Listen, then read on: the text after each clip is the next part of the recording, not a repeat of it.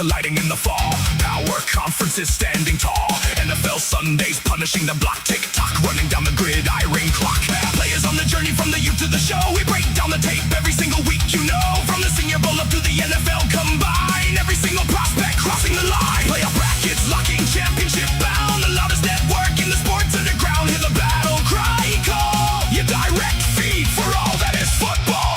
Free and out from the high school to the pros. Every single game, everywhere it goes. FBS power, Sunday lights burning bright. We lock it down, and we own this fight.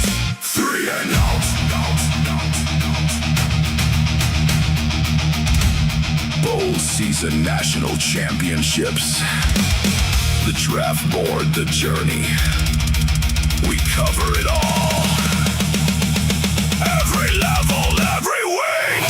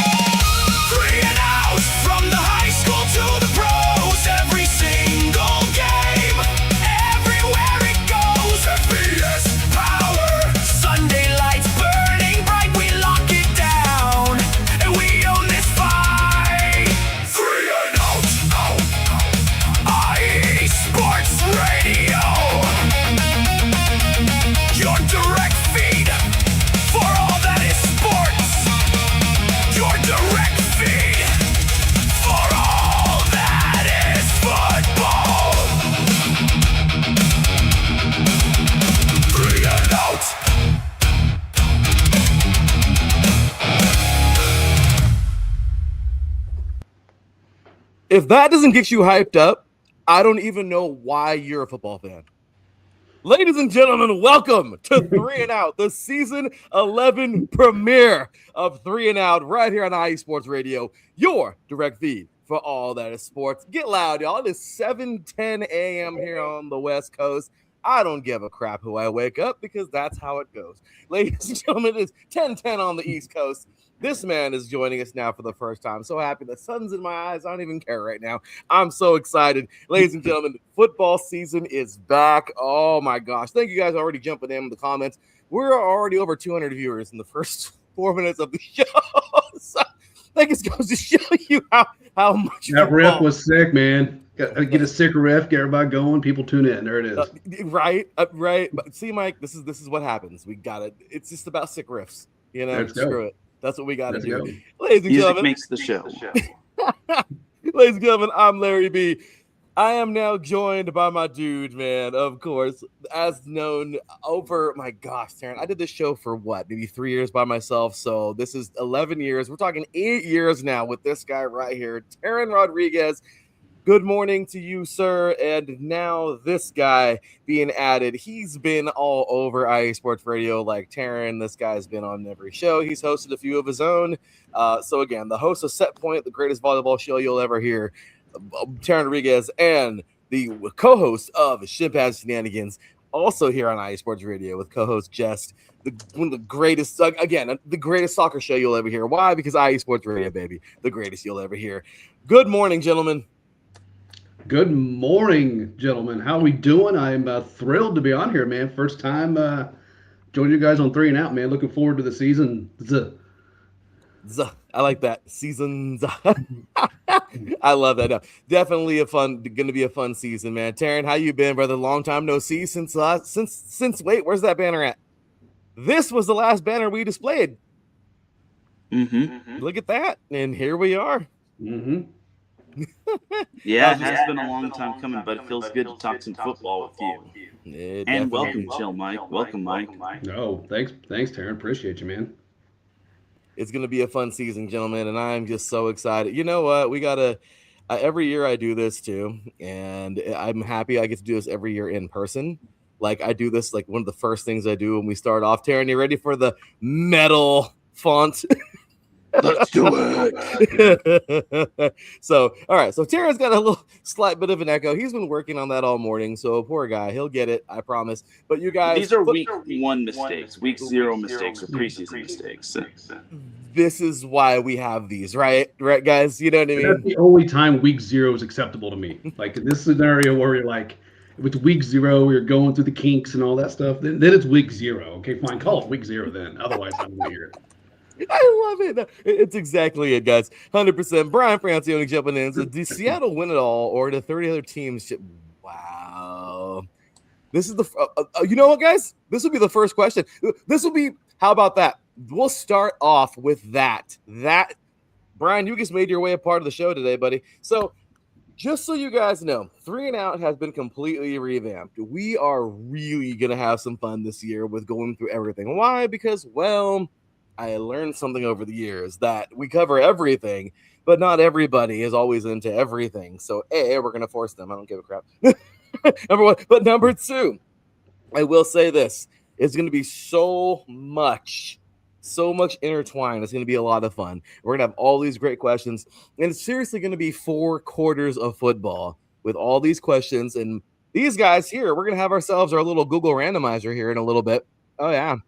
And we're going to go first, second, third down, and we're going to get a certain amount of yards every time. And we're going to see who's going to be third down and punt the ball. And when we have 4 people, it's going to be even funner. Go for it or not. So it's going to be fun. All right. So today we're going to do that. We're going to give a little bit of a introduction to that. And again, week 0 stuff. So good stuff there. This might even be week 00, guys. So here we go. And yeah, this. Good old Brian, man. So here we go. Gentlemen, let's start this thing off, man. Again, great season last year. Season 10 ended. Season 11 now. I mean, we're loving the double digits. Let's go ahead and give this thing a whirl, guys. You ready? Let's do it. I'm born ready. Let's do it, man. All right. So first things first. Boom. We got the question up and the randomizer. All right. So how this will work. We all see here, too. We have a Google Doc with all of the points and everything right now. This is not actually a game. We're not getting points for this or anything. This is going to be just topics and having fun with them. So first down is going to be 3 yards. So who is going to be the first person to be on? And again, this defense or offense doesn't matter. Are you going to go negative or positive? So question is up. Question number 1. First quarter. This is the bonus. This is like the warm-ups. This is like a warm-up question. You know what I mean? Like this is when the music's on, and we're out there doing our warm-ups, All right. So did Seattle win it all, or the 30 other teams, or are they sharing the credit for it? All right. So who are we going with? Who is it going to be? Randomize. Let's go. Oh boy. This is perfect. Big Mike, you, good sir, are going to lead us off with this question. Is it going to be a positive 3 yards or negative 3 yards? Do you agree or disagree? Did Seattle win it, or did 30 other teams share the credit for it? I'm gonna preface my answer real quick, because as we all know on this show and this network, we like our trash talk, right? Mm-hmm. We saw who asked this particular question and what particular region of the country he is from. You all see what I'm wearing here? Oh no! Gotta rep the legend here, my boy Reggie Wayne. We share a birthday. So you know what? Seattle won this thing. Seattle won this thing. I'm slow to, again, week 0, guys. I'm slow to my buttons. But let me get on over there really quick. Yeah, okay, here we go. What was that again, Big Mike? Seattle won this thing, dominated, earned it.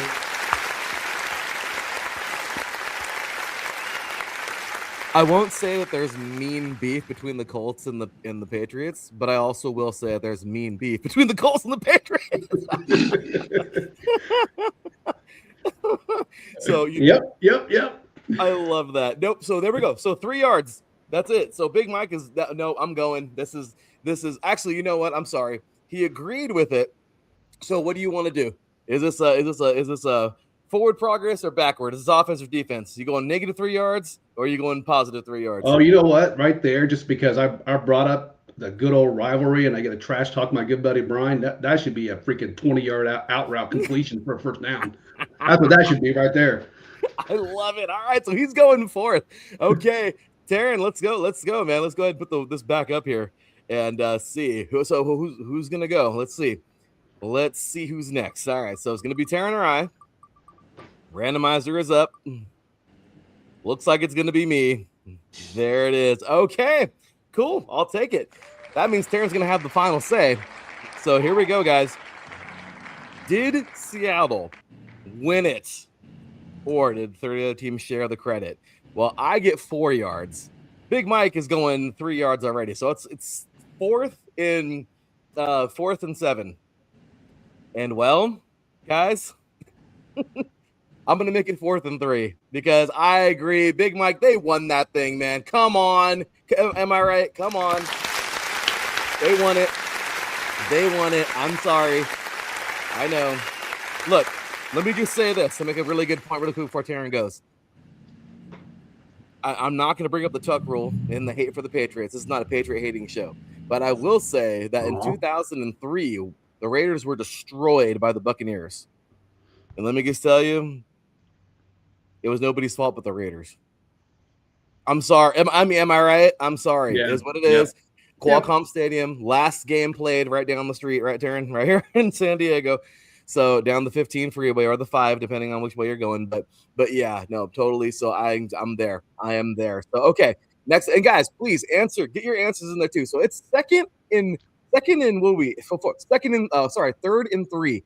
All right, Teran, it's officially you, sir. You are the last one. You get how many yards out of this one? So basically, you can either agree with us and go 5 yards and get that first down and agree, or you can go 5 yards backwards and turn this thing into a punt and punt the conversation if you disagree. What do you think? Well, I think the Seahawks actually did win it, and y'all are going to have to forgive me for the echo, but I think I found the problem. But Seattle was one of the more dominant teams last year, and it really showed. I really thought the Seahawks had a great overall season. Even when they lost a few games, Seattle was just absolutely incredible. So, look, their defense was spectacular for the most part. Their offense was clicking. Sam Darnold deserves a lot of credit for turning his whole career around with Seattle. So I think Seattle did win the whole thing, not to discredit the other teams, but I just think that the Seahawks were the strong and dominant team. They won one of the more tougher divisions in the NFC West. So I think Seattle deserves their flowers. All right, so Brian officially hates us. Good. Brian officially tuned out of the show. So we're not going to see him for the season. Sorry, buddy. I know I feel so bad. Sorry. But let's see what our people here say, man. So, okay. Seattle crushed New England. No two ways about it. Adam Karnick in the chat room. Okay. So first things first, gentlemen, chime in as we go through the comments. Was that fun? Is this a funner football show now? Is this better format, right? Fun. Hey, Brian's still with us. Kudos to him, man. Joey says Seattle won and 30 other teams didn't want to stomach another past Super Bowl win. Facts. Oh, that's great. Brian's laughing, but let's be real, he's probably not laughing. And I'm just being real. He's laughing in pain. Having been to a Colts Pats game, I will agree that is an intense rivalry. The fact they're not longer division rivals. Doesn't matter. Yeah, I agree with that. Yep, it doesn't matter. Pats were destroyed by the Seahawks and some injuries, but the Seahawks did deserve it. Okay, at least he's being a good sport. Okay. He is. We'll take that. So there you guys go, man. That is it. So, okay, there we go. Do we see how it works? Pretty easy, right? Okay, good. Okay, yeah. This is fun. So, okay, guys, here we are. We're in the first quarter. This is it. We're in the first quarter. We're officially getting ready to kick the game off. Let's do it. Yeah, this is always going to be a lot of fun because we get to obviously talk some crap. And like I said, we get some other people in here. It's gonna be fun. Topics you guys might not be comfortable with. Topics you guys might be comfortable with. And I'm talking about our listeners and everything, our viewers. But trust me, this will be a really fun game. Okay, so again, first down in the first quarter. First down gets 3 yards, positive or negative, depending on you agree or disagree. Second down, positive or negative, 4 yards. And third down for this quarter only, it's 3, 4, 5. Okay, so here we go. That is it.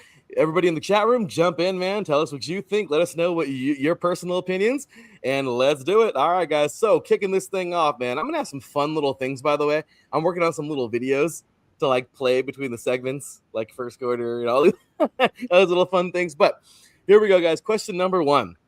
Was the recent Hall of Fame game, all right? Actually, I should probably put this thing up on the screen because it looked cooler, but here we go, and boom. Was the recent Hall of Fame game low-key the absolute best, most electric opener we've seen in years? Or are we just starved for real football? So, go on into our randomizer. Let us know in the chat what you guys think. Mike's like, I want it. Oh, it's gonna be Teran. Teran, lead us off, sir. For 3 yards, positive or negative. What do you think?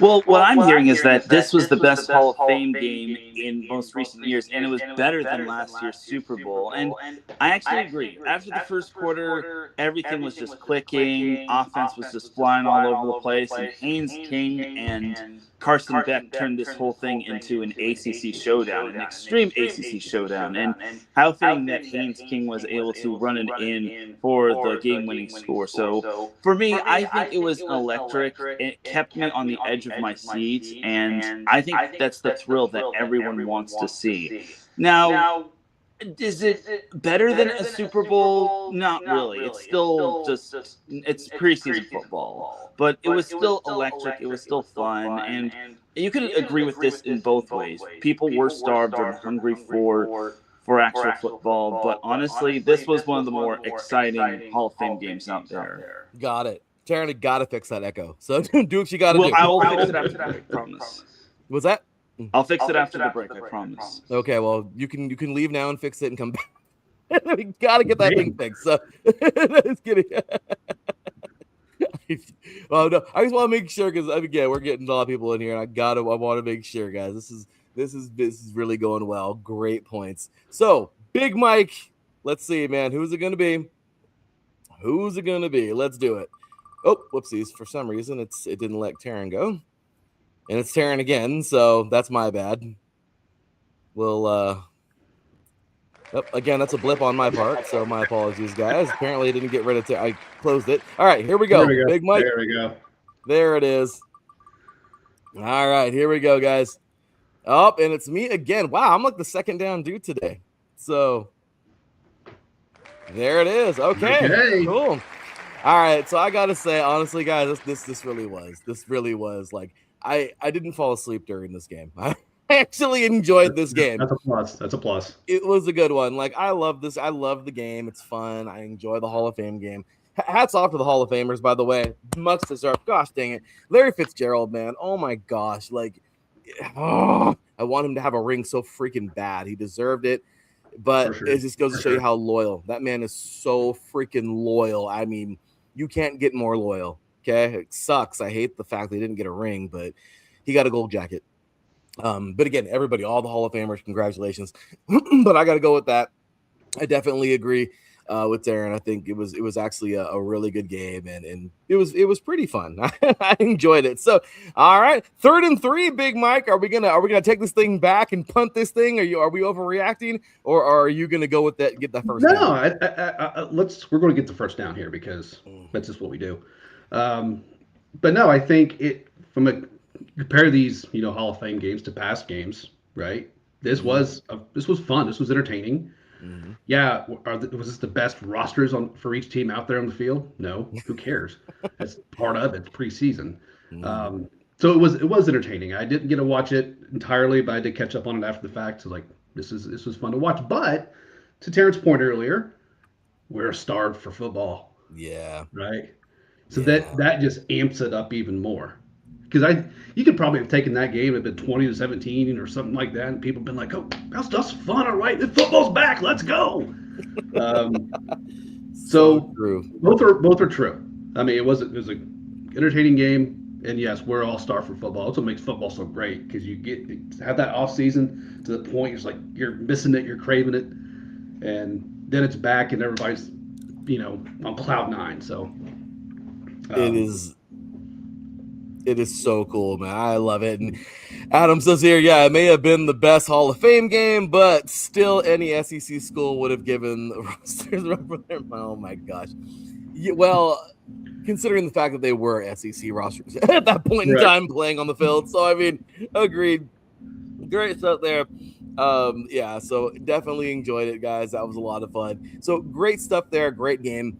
And there you have it. So we are not going to punt that topic. We all agree that was a pretty good one. So, yeah, and I agree. Yeah, definitely a fun game. Good to see. And how about really quick? Any quick little comments on Beck? That was actually a pretty solid performance.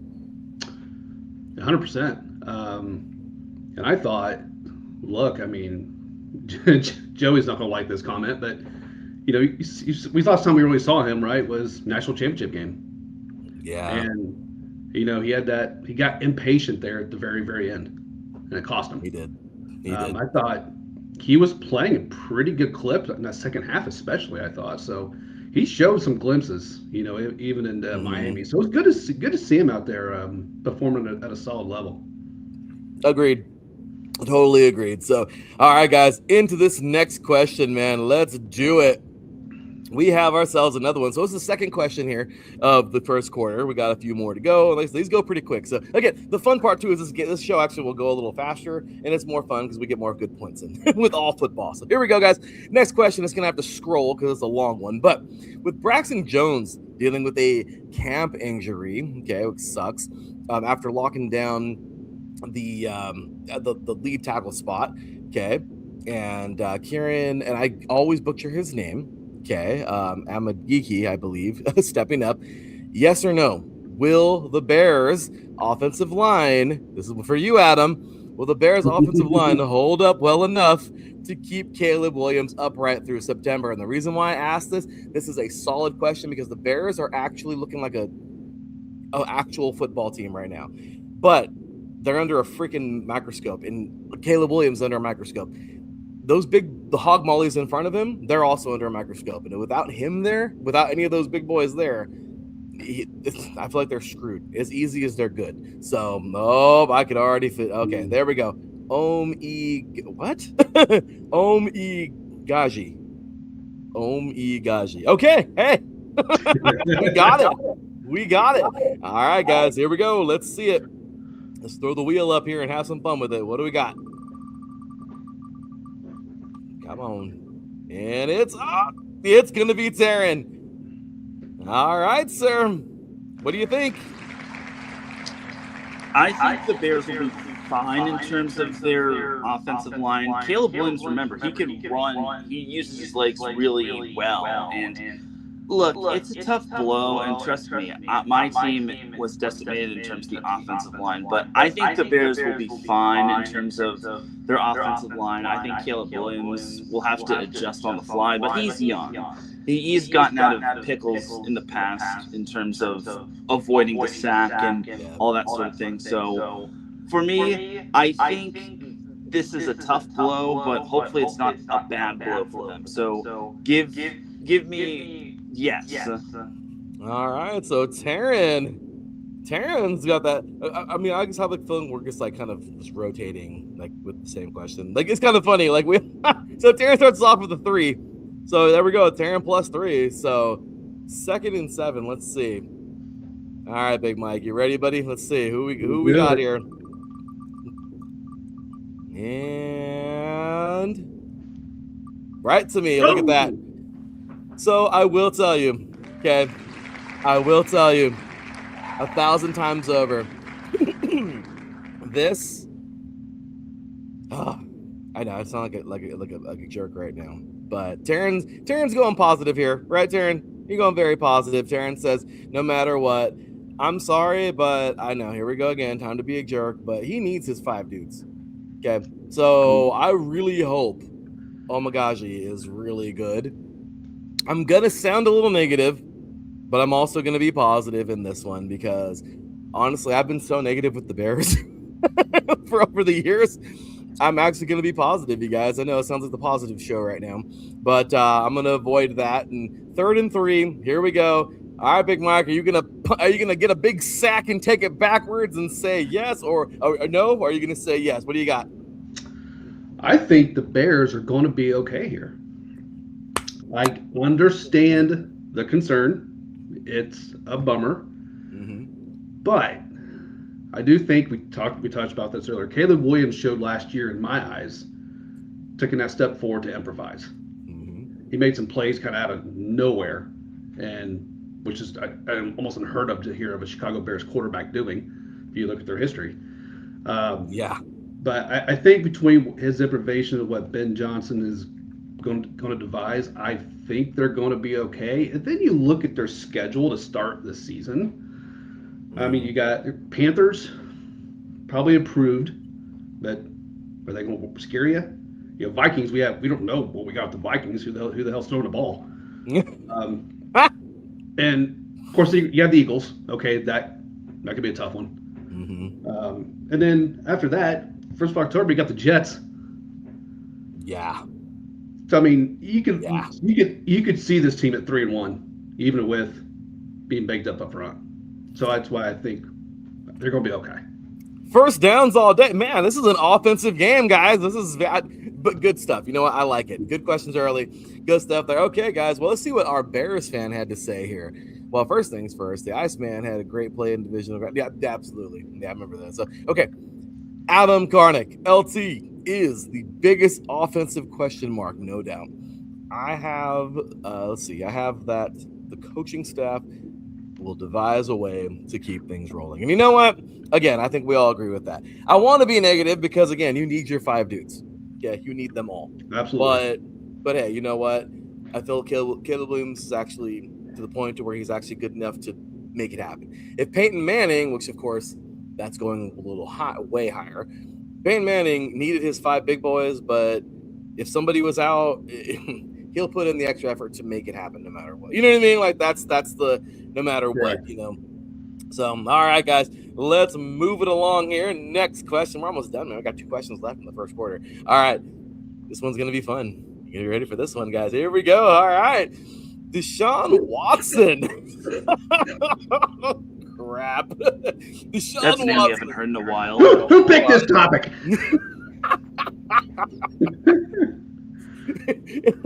Deshaun Watson and Shedeur Sanders are splitting first-team reps in Cleveland. Oh, boy. And with neither truly seizing the job just yet. So, yes or no?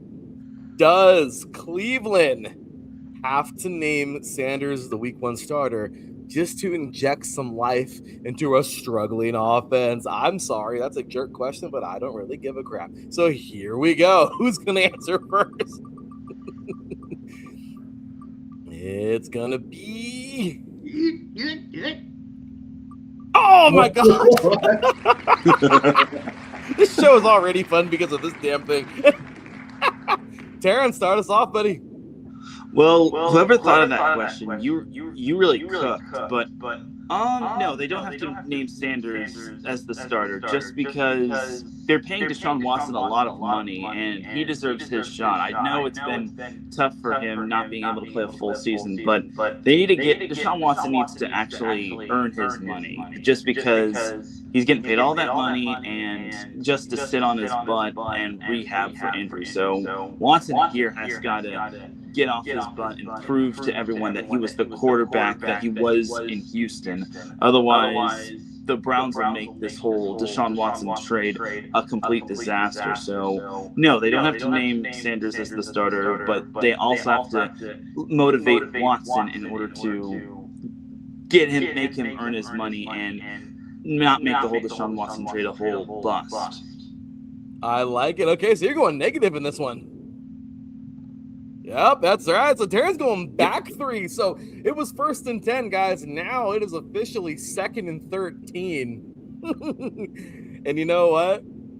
I'm gonna go -2. I'm just kidding. I was kidding. I'm not gonna skip our boy here. Okay, just so you guys know. Okay, here we go. Who's it gonna be? Who's it gonna be? You already know my answer. Couldn't help it. Oh, and of course it would be Naturally. Mike. Tell us, man. What are you feeling? Now we get back to our trash talk that we like to get into. Yep. Does it really matter? Oh, It's the Cleveland Browns. Does it really matter? Is anybody going to inject any life into that team or franchise anytime soon? I'm sorry. They're the Browns. They might beat my Colts this year because it'll be late in the year and the Colts will probably be terrible. But look, at the end of the day, they don't have to start anybody they don't want to start. Like, at the end of the day, whatever issues quarterback A or B has, it's irrelevant to me. You just go out there and you just try to put the best team on the field to win the game. And if they figure that's Watson, fine. If they figure it's Shador, fine. At the end of the day, it's not going to matter. They're still the Browns.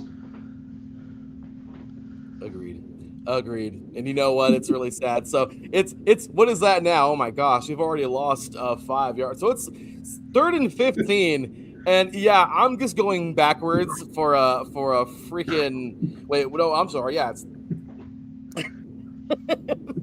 we just lost 7 yards. So it's 3rd and 17. I'm going sack. I'm sorry. It is like 3rd and 21 now. Yeah, bad. So they're 3rd and 22. Punt this dang ball. Yeah, I'm with it 100%. It doesn't even matter, guys. It doesn't. It really doesn't, because Watson, that's a that's its own topic. And Shador Sanders, I feel bad for the guy. I really do. Let's see what these guys say down here. So any other 30 teams would have moved from Watson years ago, maybe, because the Browns. Oh, that's cold-blooded. Okay, well, okay. New coaching staff is free. Okay, new coaching staff is free to pick the best quarterback to start. Agreed. And the wheel is rigged. so there you go, guys. So, all right. So fun so far. Loving the topics. But yeah, definitely just one of those things where you got to ask yourself, does it? I love it, Mike. Does it even matter? It's the Cleveland Browns. I mean, you want to talk about a mountain of mistakes, right? Oh my gosh, like, yeah, it's pretty funny. But all right, guys. I mean, I hate to say it, but it is what it is. Browns fans know, right? I mean, they know. It's like being a Raider fan. It's like you already know what's coming. Just enjoy the game. they're already moving on from. They're just ready for Ohio State football at this point. That's horrible. All right, last question of the quarter, guys. Here it comes. Yeah, we're gonna get our wheel back up here. Rookie offensive tackle Max Inenkar, which I am a big fan of, you guys, because as we're going to learn in the show, Teran, you already know this too, but Big Mike, something really cool, since we're going to be covering junior colleges and everything. He is actually the first player, from what I understand, from ELAC. What's ELAC? East Los Angeles Community College, the Huskies. Big Mike, he actually came from a school that we used to play when I played for Riverside here on the 3C2A. He came from East Los Angeles Community College, went to Arizona State, and he's drafted from a junior college. Well, after, obviously transferred to university. So I'm really high on this guy, so. Nice. That's cool. Pretty cool story. I mean, obviously lots of players come from junior colleges, but I'm just saying, first one to come from like there. So pretty sweet. A jersey full of them patches for quarterback says it all. Yes, for damn sure. So, okay, here we go, guys. All right, so what do we think?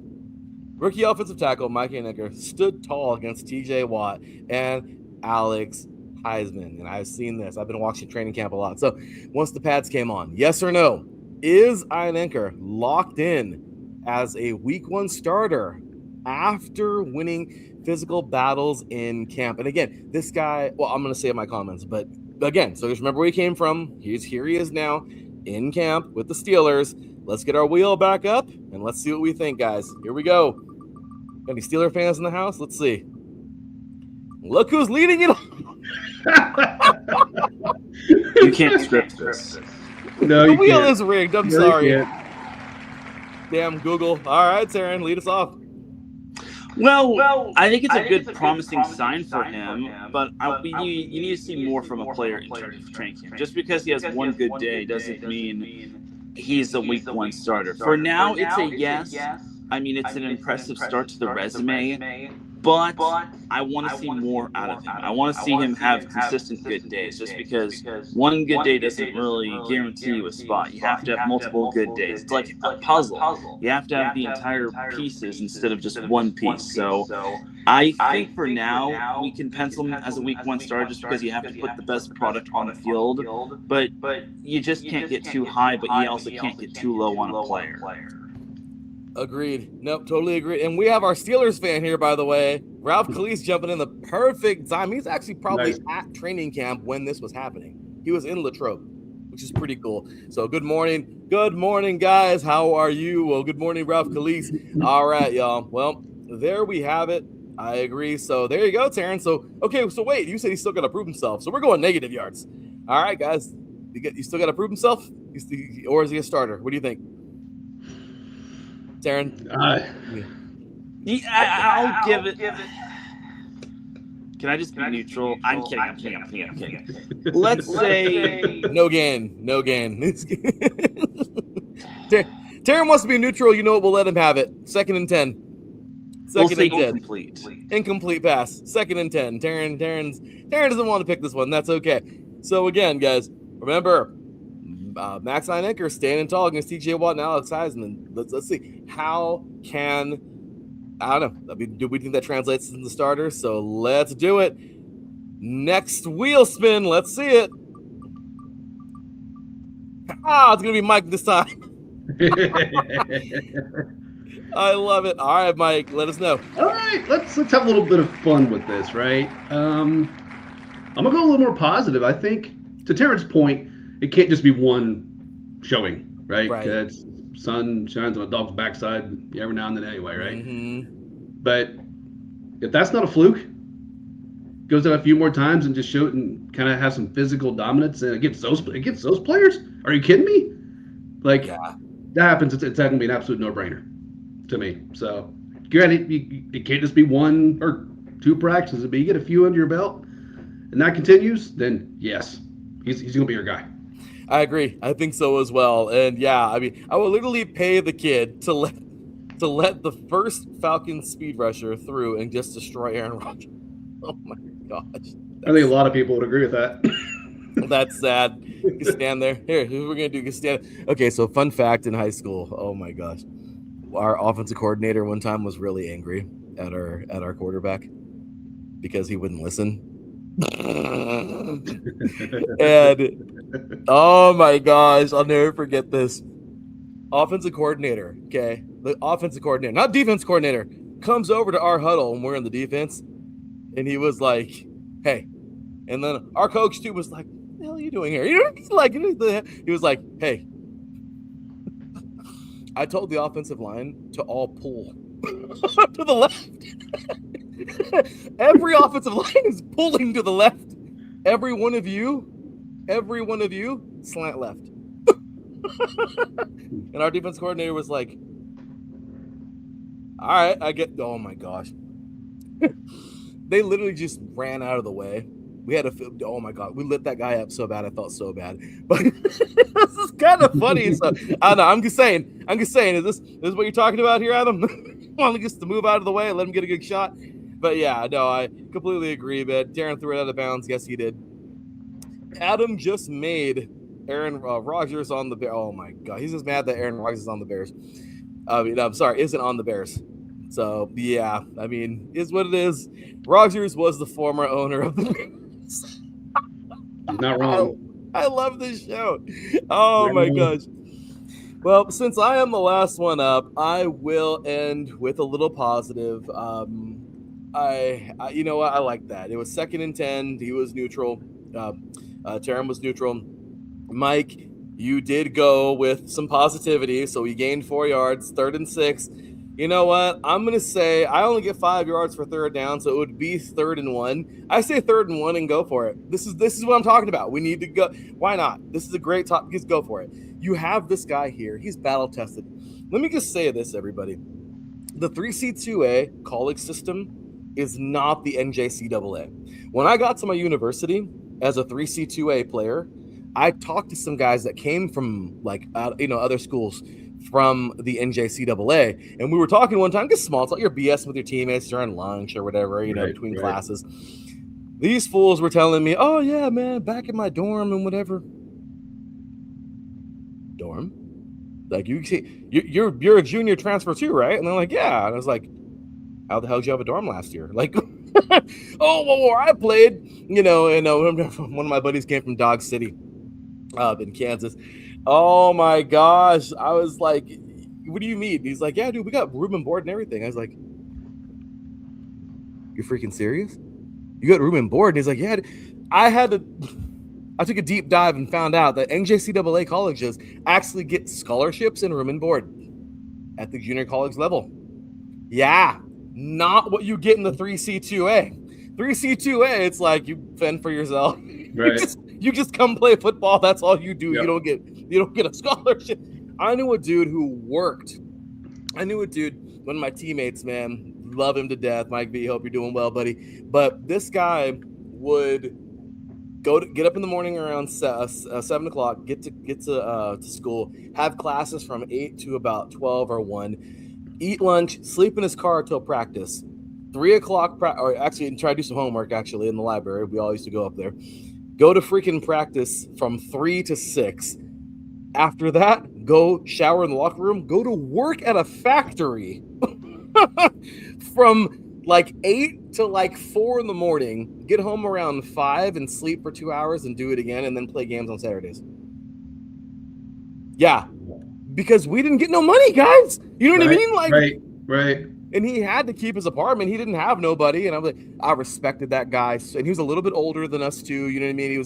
We were all like 18, 19. He was like 22. He got himself in some trouble and, whatever. But I'm just saying the 3C2A system is so different. Like, you don't get no goodies. So to go with the question, you guys, I know I'm going long-winded here with this one, but look, man, Max Anchor knows how it is to grind. I'm not saying the NJCAA guys don't know how to grind. But what I'm saying is right? I mean, you could tell he wants this so damn bad. He probably, who knows, man? So I've heard stories of some guys living in their cars because they want to play football so bad. And they play for a good school in 3C2A, and they're like, screw it. These coaches are going to get me out to a good school. I'll sacrifice the year sleeping in my car. You know what I mean? Like, that's crazy. But so I'm just saying, Max Anchor, I think he's a grinder. I don't think it's fool's gold, man. I think he's a beast, and I really hope that this does transfer into a first-year starter. If he does, he does. If he doesn't, okay, is what it is. But I personally just feel that with that grind, knowing it, I'm going to be cheering for him. So I'm going to go forward on this one. But I will say, let's see. He still has to show it, though. Right. So, all right, guys. There we go, man. First quarter is in the books. How are we feeling? Was that different? Good. Yeah, it's very unique, and we flow really well. I really like it. All right.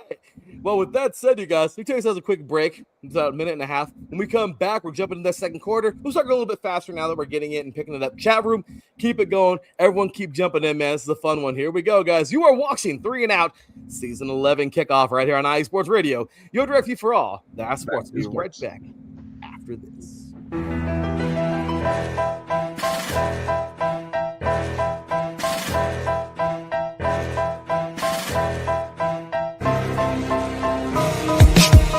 For the last 10 years, IE Sports Radio has been bringing you amazing content ranging from interviewing legendary athletes, coaches, and other authorized media personnel to building tailor-made shows dedicated to all major sports cities around the country. Make sure to follow us at IE Sports Radio on X, Instagram, Facebook, TikTok, and YouTube to keep up with the latest in sports and with all of our shows. Also, make sure to check out our daily updated website at iesportsradio.com. At iesportsradio.com, you can see our daily show schedule and check out all of our show pages with personal bios to learn a little bit more about each of our awesome hosts. In addition to our show pages, you can catch the IE Sports Radio blog, Hall of Fame, Fans of the Month page, and our merchandise shop, including t-shirts, tank tops, caps, long sleeves, hoodies, and more. For now over a decade here at IE Sports Radio, we've continued to be by the fans, for the fans, and we thank you all for your support and for making IE Sports Radio your direct feed for all that is sports.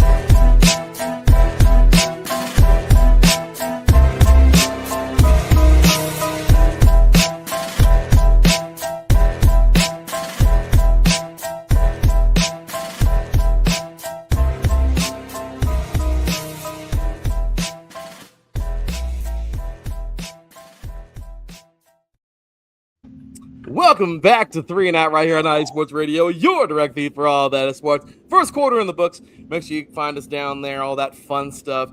iSports Radio, all over your social medias. Subscribe on YouTube. We appreciate you guys. We're over 500 right now. So we appreciate you guys so much for being here. Again, we are actually getting close. We're actually over 1,000. So thank you guys so much for being here this morning. You guys are amazing, and I'm really excited for the continuance of this show, man. Big Mike's in the house. Teran Rodriguez in the house, and we're keeping it pushing, man. So we have ourselves some fun stuff here, and first quarter in the books. I don't know. How you guys feeling about that first quarter performance? Feel you did pretty good? Just kidding. Oh, yeah. That's how we roll. We're three of us, unstoppable machine, baby. I'm with it. I closed the window a little bit because, the sun was in my face. I look like an idiot. So, again, this is all week 0 stuff, This is equivalent. Yeah, I'm liking the new format. And I tried to fix the echo. A minute and a half was not enough time for me. All right, buddy. Well, let's do it. We'll power through this. We can do this. Okay. It's not too bad on my side of it, Teran, for what it's worth. Okay. Which is kind of strange. Yeah, I know, right? It's actually not as bad, but we'll get it fixed. Again, week 0 stuff, guys. So exactly. Okay, here we go. So question number 2. So now we're going to start dabbling around, having some fun at the other levels, as well as NFL questions popping up here and there. So again, guys, remember, all fun stuff here. We're going to have some fun, best of your knowledge. And tune in. Again, get used to this stuff, guys. We're going to have some fun all season long. You viewers out there, those of you who've been longtime listeners listening, you know what to expect. And if not, hey, this is a chance for you guys to get into some brand new stuff. That old, that legit football, the part 1 of the movie, before we get to part 2, like what Big Mike's wearing on his head. That's the NFL. This is the stuff before. So here we go, guys. Moving things on into our second quarter. Now we have first down is 2 yards, second down is 3 yards, and third down is 4 yards. All right. So we got some high school football coming on up, man. We got some really good stuff. My gosh, I cannot wait. Bishop Gorman, St. John Bosco in a couple of weeks is going to be freaking electric. 1 versus 2. Oh, it's going to be fun. Oh, yeah. Teran can't wait for that one. Teran might be going to Las Vegas for that game. I don't know. He's crazy. He might do that. So, anyway. So, here we go, guys. The question is, and this is pretty crazy, Tennessee Showcase. Pretty cool. This is more closer to your neck of the woods, Big Mike. That's so, right. on opening night in the Baylor High School, Tennessee, versus Brentwood, obviously the Brentwood Academy, I believe, in Tennessee. We have 3 future volunteers starting on the field, which is 5-star running back David Gabriel Georges on one side. We have Sean Bowman and Kenneth Simon on the other. So, does Tennessee commit David Gabriel Georges? Do you think he runs for over 150 yards, or and maybe 2 touchdowns on one night, or do you believe this game is just way too high ranked and maybe he doesn't get those big numbers in this first game of the season? This is gonna be a fun one. Here we go. Spin the wheel. Who's gonna answer? This is a big one, guys. Oh, that's interesting. The streak ends. Wow, I don't get to lead it off for this time around. He does not lead. I can't believe it either. So, all right, guys. Well, I will tell you this. Okay, this game is huge. Okay, I'm gonna try not to go so long on these things, but yeah, this is number 14 Brentwood. Okay, number 14 in the country, Brentwood Academy, taking on number 12 Baylor. Honestly, guys, this is 12 and 14. I would like to say he gets a ton of yards in this opener. The guy is a freaking machine, but I mean, come on, man. These guys are ranked both in the top 15. I don't know if he's going to quite get 150. I'll give him 100. And if he runs over 150, oh no, they need to drop immediately. Okay, I will say that. But I will say he will get about 100. I hate to be mean. I don't want to be. I like him a lot. I think he's a great player. But I will go. So I'm bummed out. It's a high schooler. I feel bad. But I guess, gotta call it is. He is a 5-star, but will he get 150 in this one? No, I think he'll probably get about 100. He probably will get about 2 touchdowns, around there. But let's see. Will he make Tennessee better? Bonus question? Definitely when he gets there. But as of right now, I don't know if he's going to get quite 150. But again, we'll see. We shall see. So, okay. So there you go. I lead us off. That is now 2nd and 12 I know, because it was 2 yards. So, sorry. All right, here we go. Teran, I guess the end fell off. My bad, buddy. Oh, no. No, I'm sorry, buddy. Wow. All right, Teran, get us going, man. What do you got? Well, it all depends on who shows up. I mean, both these teams are probably going to be rusty when it comes to this first matchup, but I can see Gabriel maybe having that big night. I honestly don't see a 150-yard night just because these are two big-time teams and two highly ranked teams. So I think it'll probably be just under 150 rushing yards, but honestly, it all depends on the run game and how the offensive line helps up, because you need to have a good offensive line in order to have the run game going as well. So I'm going to say below under 150. I'm with you. Okay, Big Mike, that's all on you, buddy. It's now 3rd and 15. You can even try to go for the first down and be like, no, I 100% agree with this wholeheartedly. Or is this like sack, no play, punt it away? Yeah, we're going to have to punt here. He is, listen, he very well may have a fantastic game here. You know, I could see 120 potentially as 2 touchdowns. Yeah. You know, I mean, that could happen. I just feel like, especially we're just talking closer to my part of the country, especially early in the season with big matchups like this, it tends to lean, not always, but lean the defense. It might be maybe a half step ahead of offense, and coming out of the preseason, if you will. So yeah, I think 150 is a bit much. Think he still has a good game, and they very may well still win, but yeah, 150 I think is a bit much. So totally agreed. And again, this is nothing against him. He is a great player, one of the best in the country. Yeah, you will see his name on that Volunteers jersey, and maybe one day on a freaking NFL jersey for sure. But you have a good team that's going to scheme against him too. So yes, yeah, exactly. I don't expect for them to crumble. Okay, I'm just saying. So yeah, I mean, they've been working on him all summer. You know, I mean, they've been working on that all summer. So, all right, next up question, guys. Here we go. This is a fun one here. Well, they're all fun, but St. Thomas Aquinas. Oh boy, that crazy team from Florida. Teran, you and I talk about these guys weekly, basically. Number 1 team in Florida right now. They are loaded with blue chip talent like 5-star tackle Mark Matthews and Notre Dame wide receiver pledge Julius Jones as they host Texas powerhouse DeSoto on August 29th. We all know, too, DeSoto, they're like number 33 in the country right now, right there as well. And St. Thomas Aquinas, these guys, man, are extremely high up there. If I'm not mistaken, Teran, they're right now in the country. I think St. Thomas Aquinas is currently like 10, I think, if I'm not mistaken. Like, they are way the freak. Actually, no, I'm sorry. They're 3. They're number 3 in the country right now. So taking on DeSoto, who, again, number 33, I believe, in the country. They're a very good school. But I will tell you this. Actually, they are 33. So 3 versus 33 here. Okay. And, well, here's the question. So, St. Thomas Aquinas is loaded with blue chip talent. Like I said, we have these 2 guys here, Mark Matthews and Notre Dame pledge Julius Jones. He's going to your neck of the woods from Florida. Big Mike going to Indiana, South Bend.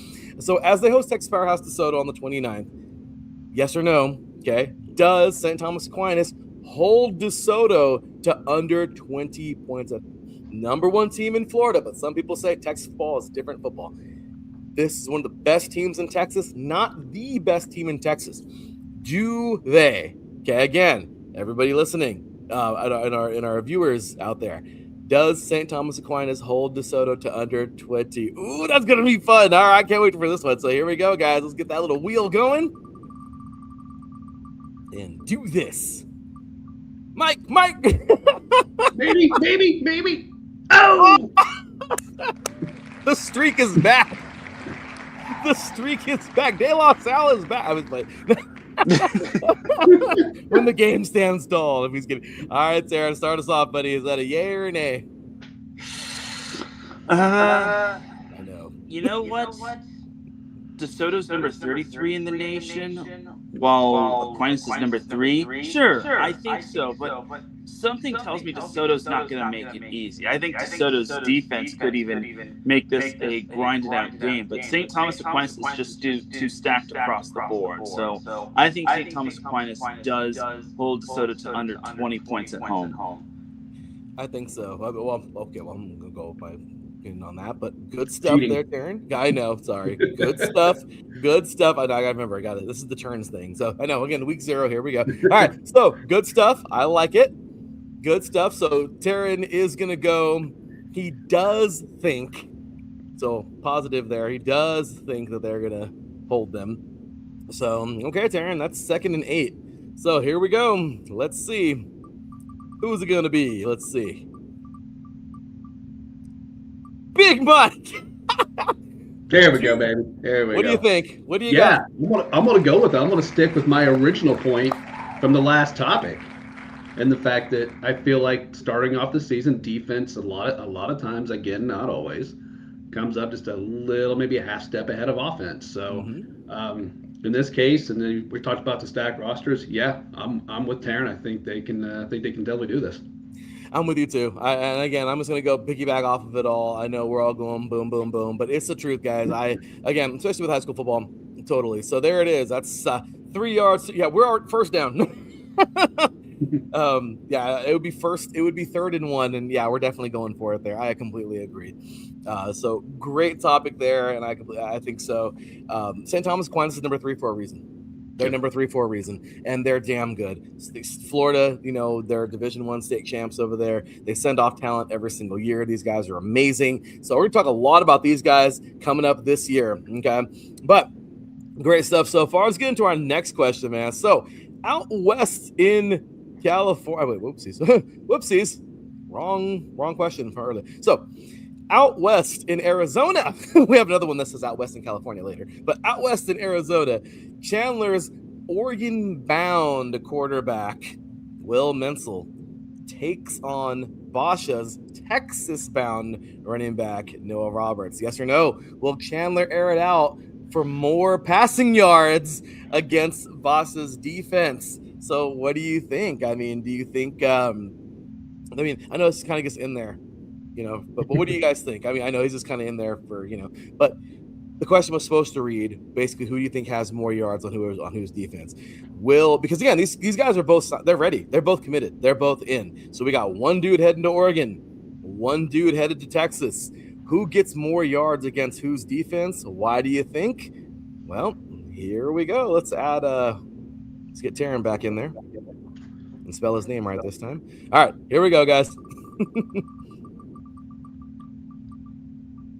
So I guess it's not like a who, but I mean, there we go. Teran starts us off. All right, Teran. There we go again. That dang streak.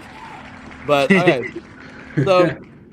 okay. So basically, I mean, I guess this isn't really I guess we can do one where it's not like yards or whatever, but this is more of like a yes or no, just in general, like who gets it. But what do you think? Who does more? Who gets more yards against whose defense? Well, Chandler's in the top 25 in terms of max prep, so one could say this could actually be a possibility of him getting 300 yards, 300 plus passing yards. But Basha's actually underrated. Basha always pulls off some big wins when people don't expect them to. So do not sleep on Basha by any means. So I'm going to say no, he actually doesn't get more than 300 passing yards, just because Basha has a solid team overall, and they make adjustments. I remember when they were down, I think maybe 28-0 against Los Alamitos, and then managed to make a big comeback. So I'm going to say Basha makes the adjustments defensively and prepares for Menzel, and they hold him under 300 passing yards.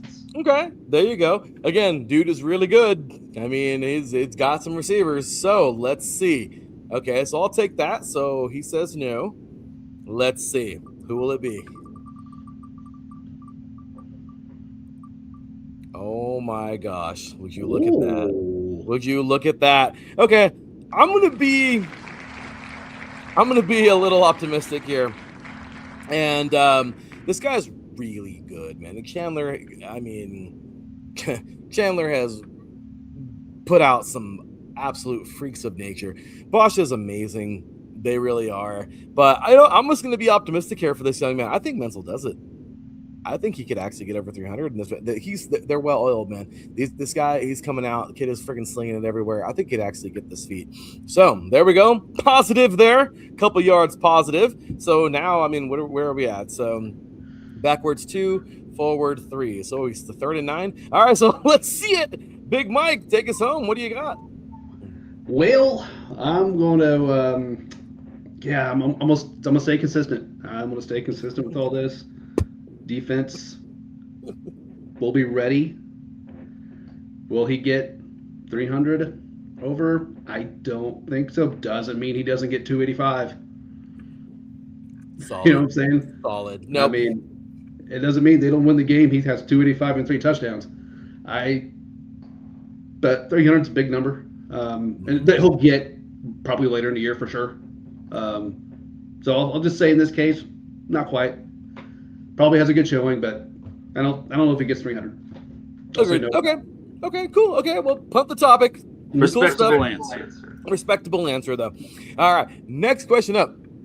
And this is going in now to a little junior college action. Okay, this is the 3C2A. All right, here we go. We're going to talk about that crazy sanctioning body in junior college football. Can anyone in California actually solve the College of San Mateo late game defense?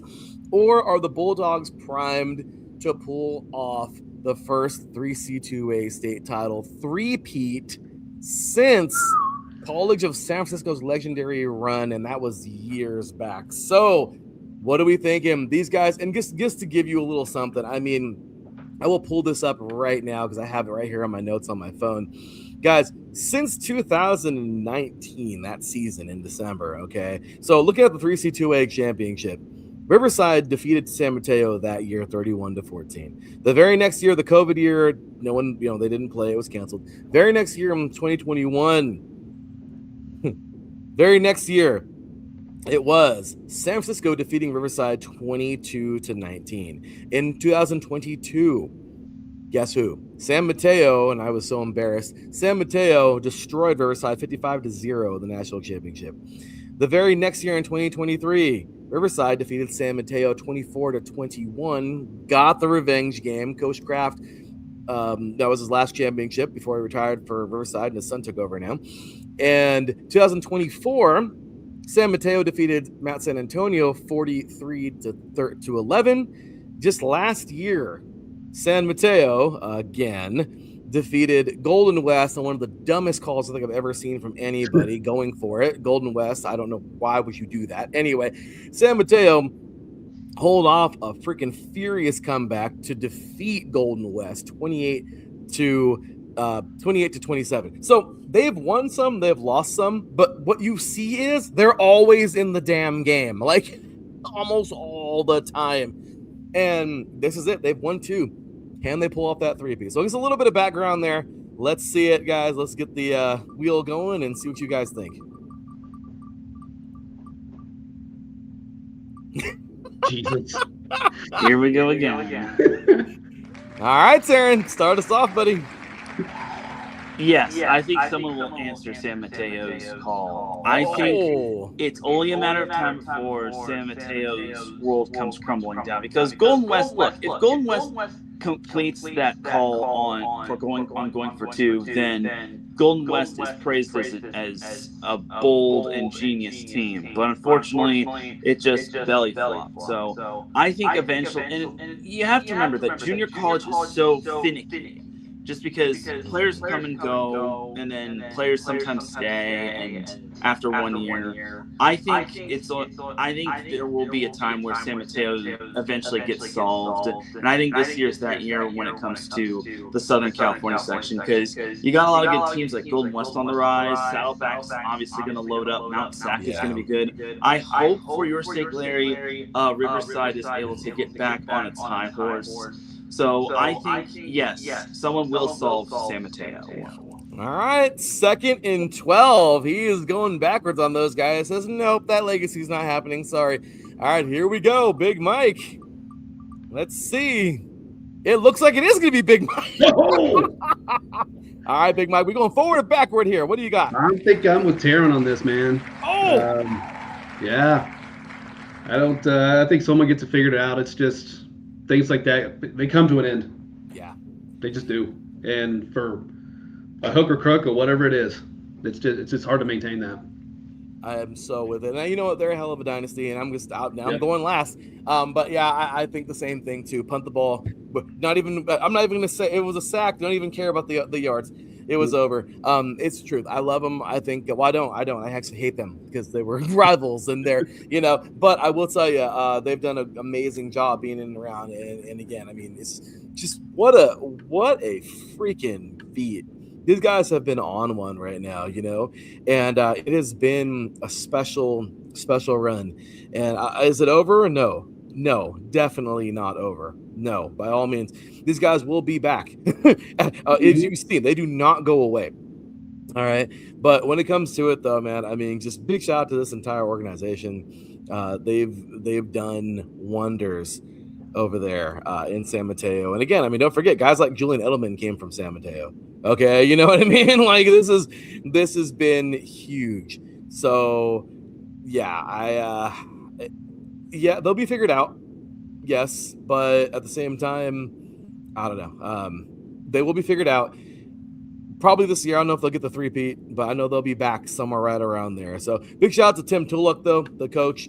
He's they call him Coach T, and he's done an amazing job with them boys over there, getting them to big Division I schools. And we'll talk about some of those guys next week too. Moving on, who are already committed to because as a like our coach guys always used to tell us in the junior college, like don't forget, guys, you're transferring to be a starter.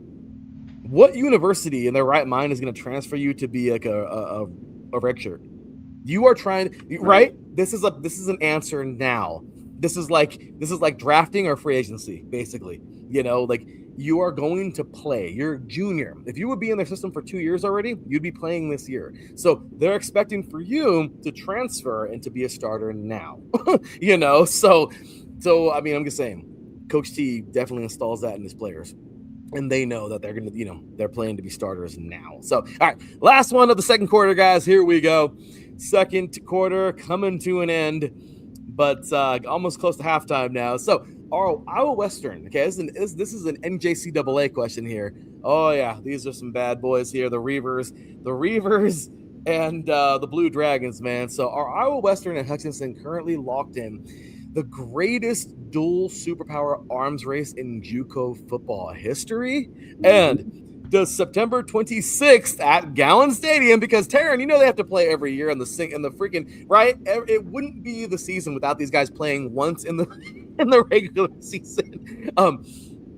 Does the September 26th at Gowan's stadium game essentially serve as round one of this year's national championship, or can anyone crash the party? So basically what the question's asking is are we going to see another championship between these two guys, or these two teams, or does somebody, East Mississippi, does someone crash the party? How about the Apaches from Tyler College? You know what I mean? Like, what do you think? So these guys have been destroying each other for years, going back and forth in the championship.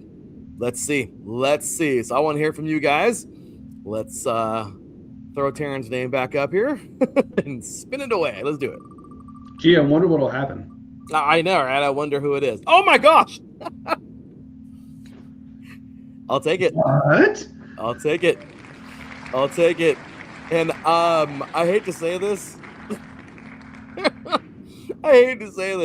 But yeah, I'm gonna agree that it is round one of this year's national championship. And no one else is going to crash the party. Tyler came so close. I mean, you have great schools in the NJCAA right now. You really do. But it's their show. Because we can talk about San Mateo being that dominant monster. They're the only team right now that's really dominating the 3C2A. Somebody's going to figure you out. These two are just going back and forth. Yep. You got players that are like, what school do I go to? You know what I mean? Like, oh, well, my friend went here. Well, I'm going to go here. I mean, it's just crazy. Like, these two, this is two Now, I'm going to go opposite and say, no one's going to crash this party for a while. I'm curious to hear what you guys are going to say. This is insane. These two guys keep on getting some of the best damn recruits. They are both of these freaking programs are insane, lights out programs. I 100% got to say that no one's going to crash the party. I'm going negative. Sorry, second and 12. And I'm all for it. So the comments are hilarious. Hydration break. Oops, wrong football. Oh, shout out to Adam. Hey, that's Adam right there. So shout out to him, man. Big shout out to Adam, man. Great. Hey, what's going on, Dre? Area Sports, what's going on, buddy? But no, man. So there you go. The NJCAA. I'm gonna go negative yards this one. I don't think anybody's slowing that train down for those two teams anytime soon. All right. Do my colleagues agree here or disagree? It's gonna be Teran. All right, Teran. What do you got, buddy? What do you think? So is someone slowing these two franchises? They should be franchises. Is somebody slowing these two programs down or no? So the last 3 out of 5 championships have consisted of Iowa Western and Hutchinson. Correct me if I'm wrong. And Iowa Western has been consistent in terms of making the championship ever since 2001 all the way to the present day. Until we see somebody challenging Hutchinson or Iowa Western, I think it's going to be Hutchinson and Iowa Western in the running for the NJC championship. So, no, nobody's going to be challenging those two. I hate to say it, but prove me wrong. Make us eat our crow for all of you other programs. 2019, Mississippi Gulf Coast defeated Lackawanna 24-13. 2020 COVID year, Hutchinson defeated Snow 29-27. 2021, New Mexico Military actually won that year, defeated Iowa Western. That was a Bronco Busters came out that year and got it done. 2022, they were a flash in the pan though. Unfortunately, we haven't seen them since. 2022 happened, and Iowa Western defeats Hutchinson 31-0. 2023, Iowa Western defeats East Mississippi 61-14. 2024, Hutchinson defeats Iowa Western 28-23. And then just last year, Iowa Western defeats Hutchinson 28-10. I mean, it's the show. It's the Hutchinson. It's the Reavers and Blue Dragon show. I mean, so I don't know. Big Mike, are you going to agree? You're going to disagree and try to go for this? No. These two programs are essentially head and shoulders above everybody else for the most part. So kind of what Teran said, I think the only way it's not one of these two schools if one of these two schools decides to not show up. Yeah.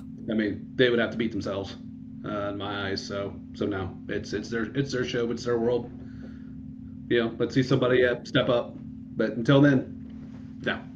No, I'm with you 100%, guys. So, all right, there it is, y'all. Let's go and take ourselves a quick break. It is officially halftime. All right. And I know I put more questions today. There's usually going to be less than this, but I just want to have fun with the premiere today.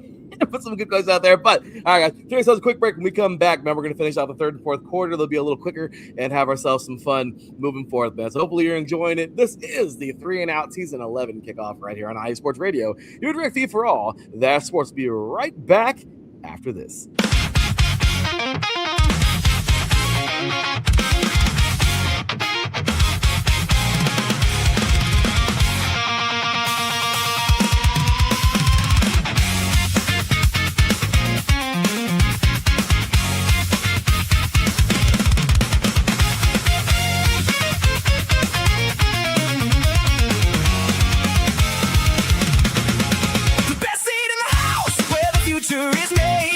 From the stadium lights to the stadium shade, the clubhouse crews, the on-field MCs, delicious park food and the summer breeze. Every voice in the game.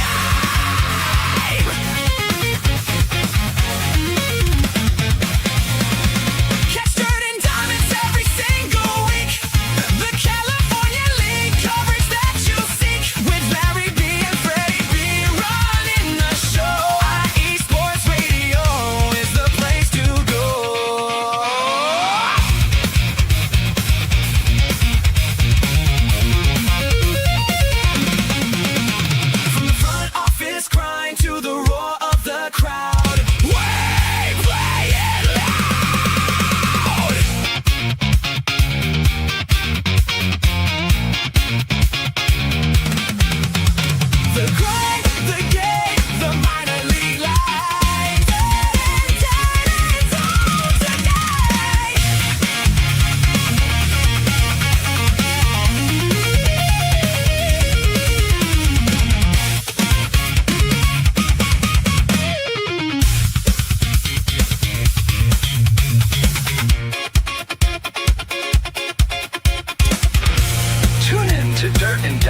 news every minor league season. For the latest in the California League with Larry B and Freddie B on IE Sports Radio. Keep that dirt flying, and we'll see you next pitch.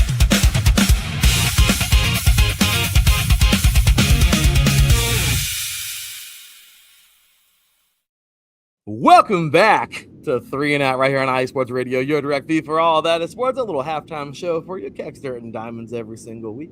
Anyway, so with that said, so many more commercials are coming. I'm really excited. I'm actually in the process of making a ton of these for this weekend, so I'm really excited to have these little videos made. Teran's going to be getting his probably by Monday, so he's all excited. So I'm really excited for this one, man. We got some good stuff. Salute to you too, good sir. Mr. Marcus Lowe's great.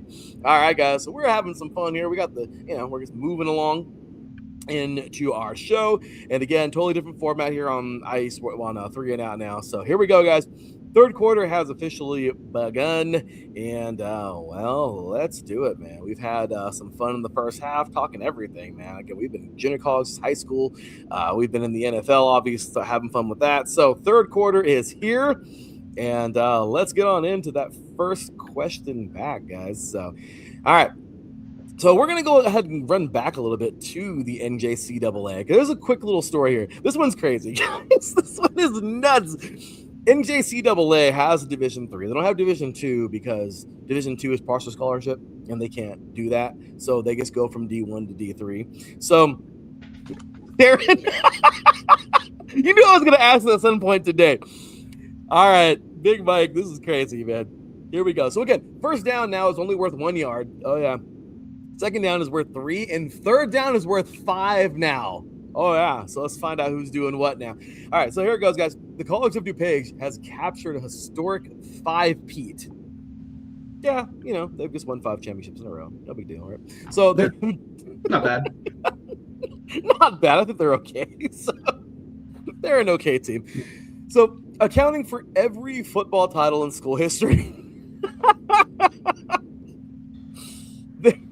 I'm sorry, this is crazy.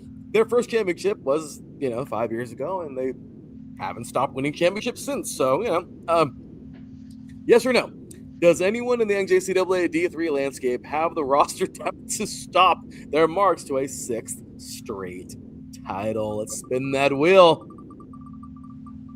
This is gotta be something. Oh, not that my opinion. Not that my opinion is going to matter too much in this one because only 1 yard. No. Hell no. No. I don't know if anybody's going to stop this team for the next 5 years. Like, they've got it so together over there. And it sucks because my argument for this one is Division III, guys. It's Division III. There is no scholarship. There is no candy. You know what I mean? You're giving somebody. There's no NIL. This is like straight for the love of the game, just like in the NCAA. Guys are going to keep coming here because I just want to keep adding to the titles. So screw it. So that's my take on it. So not that mine matters, but yeah, no one's stopping these guys, so it's a positive for me. I'm going. So it's 2nd and 9. All right, so it's going to be up to these two right here. 2nd and 9. So third down actually holds the most weight. And it would be Teran to have third down, right? All right, Mike. What do you think, Mike? No one's stopping them. No. Nope. No. Quick to the point here. There's just no. They're too good. Again, the only teams that'll stop them are themselves. Exactly. I mean, because again, it's D3. This is different. It's a different animal. Teran, you hold a lot of weight. You got 2 dings from us right now. It was, no one's stopping them. So third and 8 here, really. So you have the chance. You want to just add on and make it third down and go for it? Or do you want to go backwards and actually punt this thing? You have all the power, really. What do you think? I actually think DuPage is not going to be stopped. Until we see someone stop them, I don't think anyone's going to be stopping them by any means. I think DuPage has just been dominant throughout these years, and no one has had an answer for them. So, yeah. Yeah, no. There is no argument here. No melodramatic. We're not getting any of that. Very anticlimactic here. Yeah, nobody's stopping this team. I'm sorry. That's all there is to it. I think they're just amazing. And, well, there you have it. So, all right, into our next question. Let's do it. If I can actually get the dang banner up. It's not working with me. There it is. Hey, all right, guys. So next one, we're going to NCAA Division III now. And this is a crazy one, guys, because you always hear me so high on the Wisconsin teams. You know I love those Wisconsin Division III teams. These guys take on freaking Division II teams and destroy them. And then they destroy each other in the WEAC. Those Wisconsin, I'll tell you right now, there is nothing like Wisconsin Division III football. They will willingly play like freaking Notre Dame. They do not care. Like, those teams are so damn, yeah, I love them. So can Wisconsin River Falls overcome a total program reset and defend their crown? Or was Stag Bowl 52, which is last one that just happened, a 1-year lightning strike? And let me just say this real quick, guys. I don't know if you guys have the news yet or anything on this, but yeah, it was kind of a lot. I mean, this year it's been a little whirlwind for these guys. All right, head coach has now headed off. Matt Walker, he's obviously he's been their coach there. Now he has resigned to become the head coach at Drake University. So he's going to FCS already. So he's moving up. He's moving to the FCS in the Pioneer League. It's an incredible opportunity for him, right? But it's the exact reason that River Falls is entering the season with uncertainty. They had a lot of players graduate. The Falcons this year promoted, they also promoted longtime defensive coordinator Jack Wissing to take over the he's been in and around the program. But so I just want to give you guys a little bit of background there if you guys haven't read up on that or anything just yet. So let's get to it and spin that wheel. What are we thinking? Is it a yay or a nay? Forward or backward? It's going to be Teran. Jeez. Mike hasn't gotten one first down. I think I did earlier in the show. I think like the very first one. That's right. He was number one. That was it. All right, Teran, what do you got? I mean, a lot changes in the whole landscape of NCAA Division III as well as the junior college scene. It's kind of tough to really determine for Wisconsin River Falls. I think it might be a little bit tough for River Falls, but for now, I'll say they're kind of in the incomplete category. I'll say no, because I think it's tough to repeat as champions, no matter what sport you're playing in what division, unless you're DuPage, obviously. But yeah, I think River Falls doesn't. It'll be tough for them to overcome. I'm not going to call them a one-year wonder, but I think it's going to be tough sledding for them. I can see that. Okay, well, there it is. It's now 2nd and 11, went 1 yard backward. Who's going to take forward, or are we just going to keep going backward? Let's see. Oh, my gosh.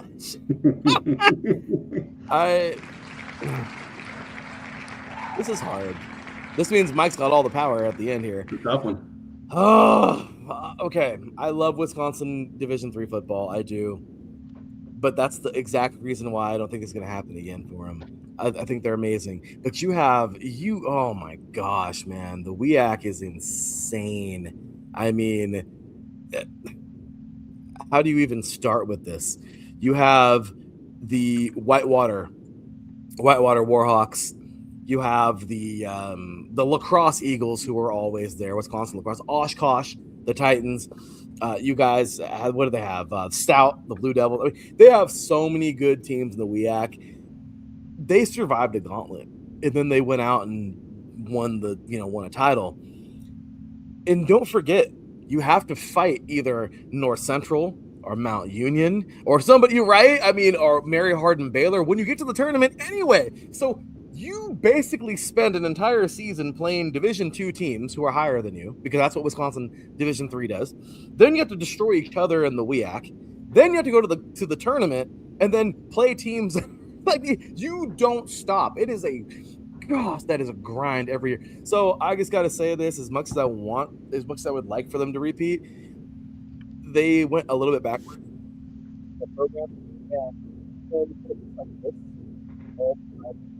And who makes it out of there and who goes to the tournament. And I just don't see it happening. They went a little bit backwards. That means one of those other teams are going to go a little bit forward, and somebody, I don't know. I mean, again, that's just my point. I don't know. Big Mike, take us home, man. Is it a move forward and go for it, or is it a go backward punt? Yeah, we're gonna go back here. I doesn't mean I think this squad's gonna go away. Yeah, completely. You know what I mean? But you might have to, with the reset, you might have to give him another year, get a year under the belt. We might see him back the following year. But as far as it goes this year, I'm not seeing it. Yeah, same here. I'm totally with you. And I hate to say this because if they were to win a championship, if they would have kept everybody, they could have definitely head coach. And, I mean, I don't know. But as of right now, I guess that's a big dinger there. So, all right. We're going Division 2, man. Division 2 football here. This is a fun one. Can Ferris State keep their three-peat dream alive? Right now, they are back-to-back champs.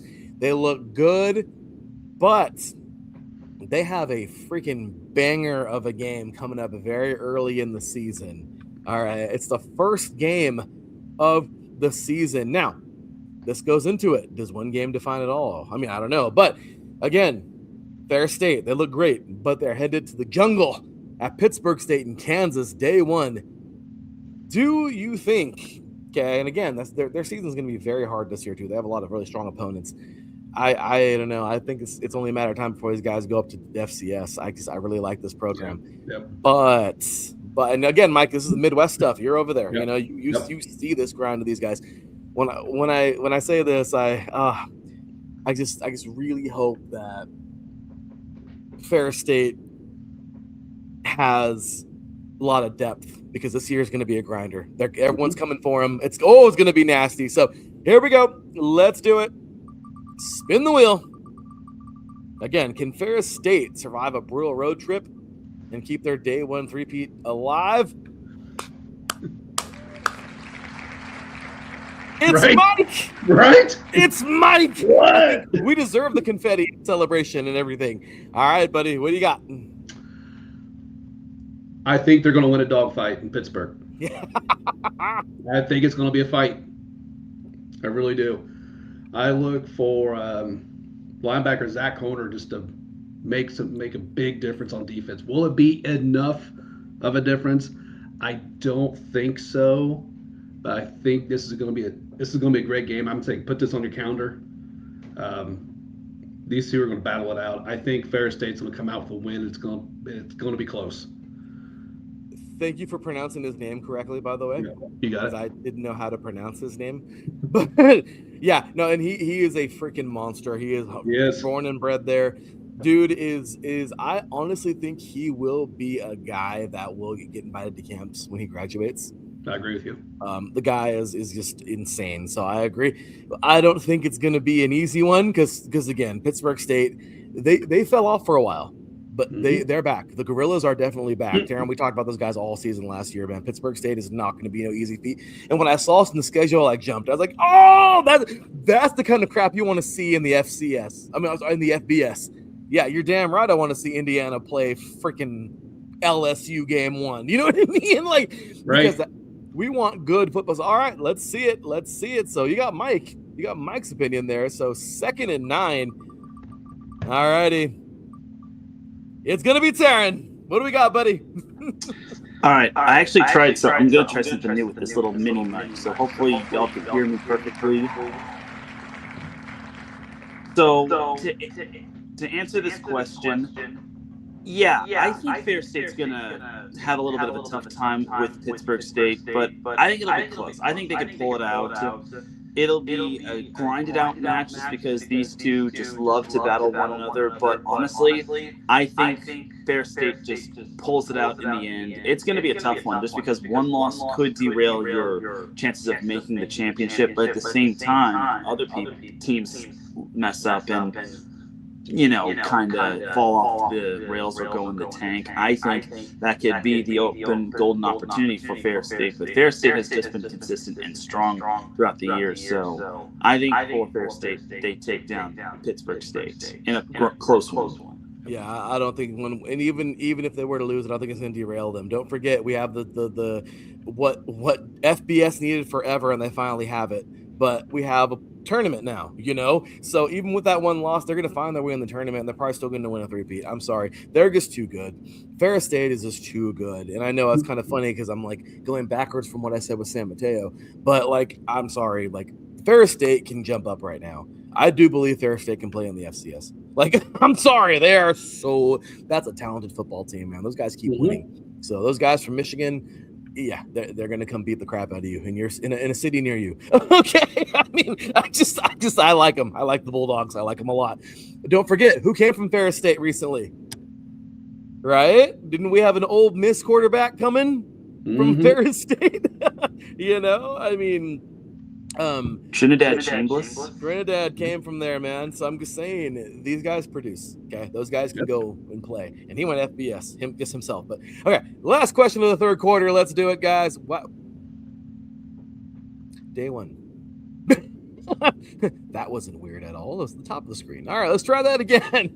All right, here we go. And here it is. NAIA, a little bit of NAIA football for us here. Ooh, it's going to be a fun one. All right. So, can Grandview pull off the three-peat despite, this is the hard part, can they? Yes. The Grandview Vikings of Iowa were amazing. They've done great. They've knocked off Kaiser a few times. These guys have been wonderful. The only problem is with Grandview, they lost 27 seniors. Oh, yeah. Big number. Yeah, that's exactly. Big number. All right. They lost 27 seniors from their undefeated 2025 championship squad. Do they do it again in that one? Whew, that's a hard one. That really is. Because, again, you've seen these guys for years play so well, but this is the biggest hit they've ever taken. I haven't seen these guys take a hit like this before. That's a lot of freaking players. So let's do it. Who's got the answer? It's going to be Mike. 2. Yes. 2. 2 and 1 quarter. Let's go. Are they going to repeat? And let's get back. Let's have some fun here. Let's get back a little bit of trash talking. Absolutely not. Oh. And do you want to know why? Oh. Because my Marion Knights 30 minutes down the street are up to something we all don't know. We all don't know. We're all about to find out. That's where I'm going, baby. No. Marion, the back-to-back champions in 15 and 16, and the team who's been in the championship within the last 10 years several times. Marion, by the way, these guys have something cooking. Teran, we saw Marion play last year pretty good. They were climbing up. They are not far away. I like that. Mike he's going homer here. I like that. Hey, you know what? That'll represent when I can represent, right? Yes, and I really like them a lot. Darren, you and I have had all kinds of good things to say about Marion, and they've done a really good job in recent years. So let's see. All right, Darren, let's see. It's you and me. Mike spoke his piece. I love it. I love that. So here it comes.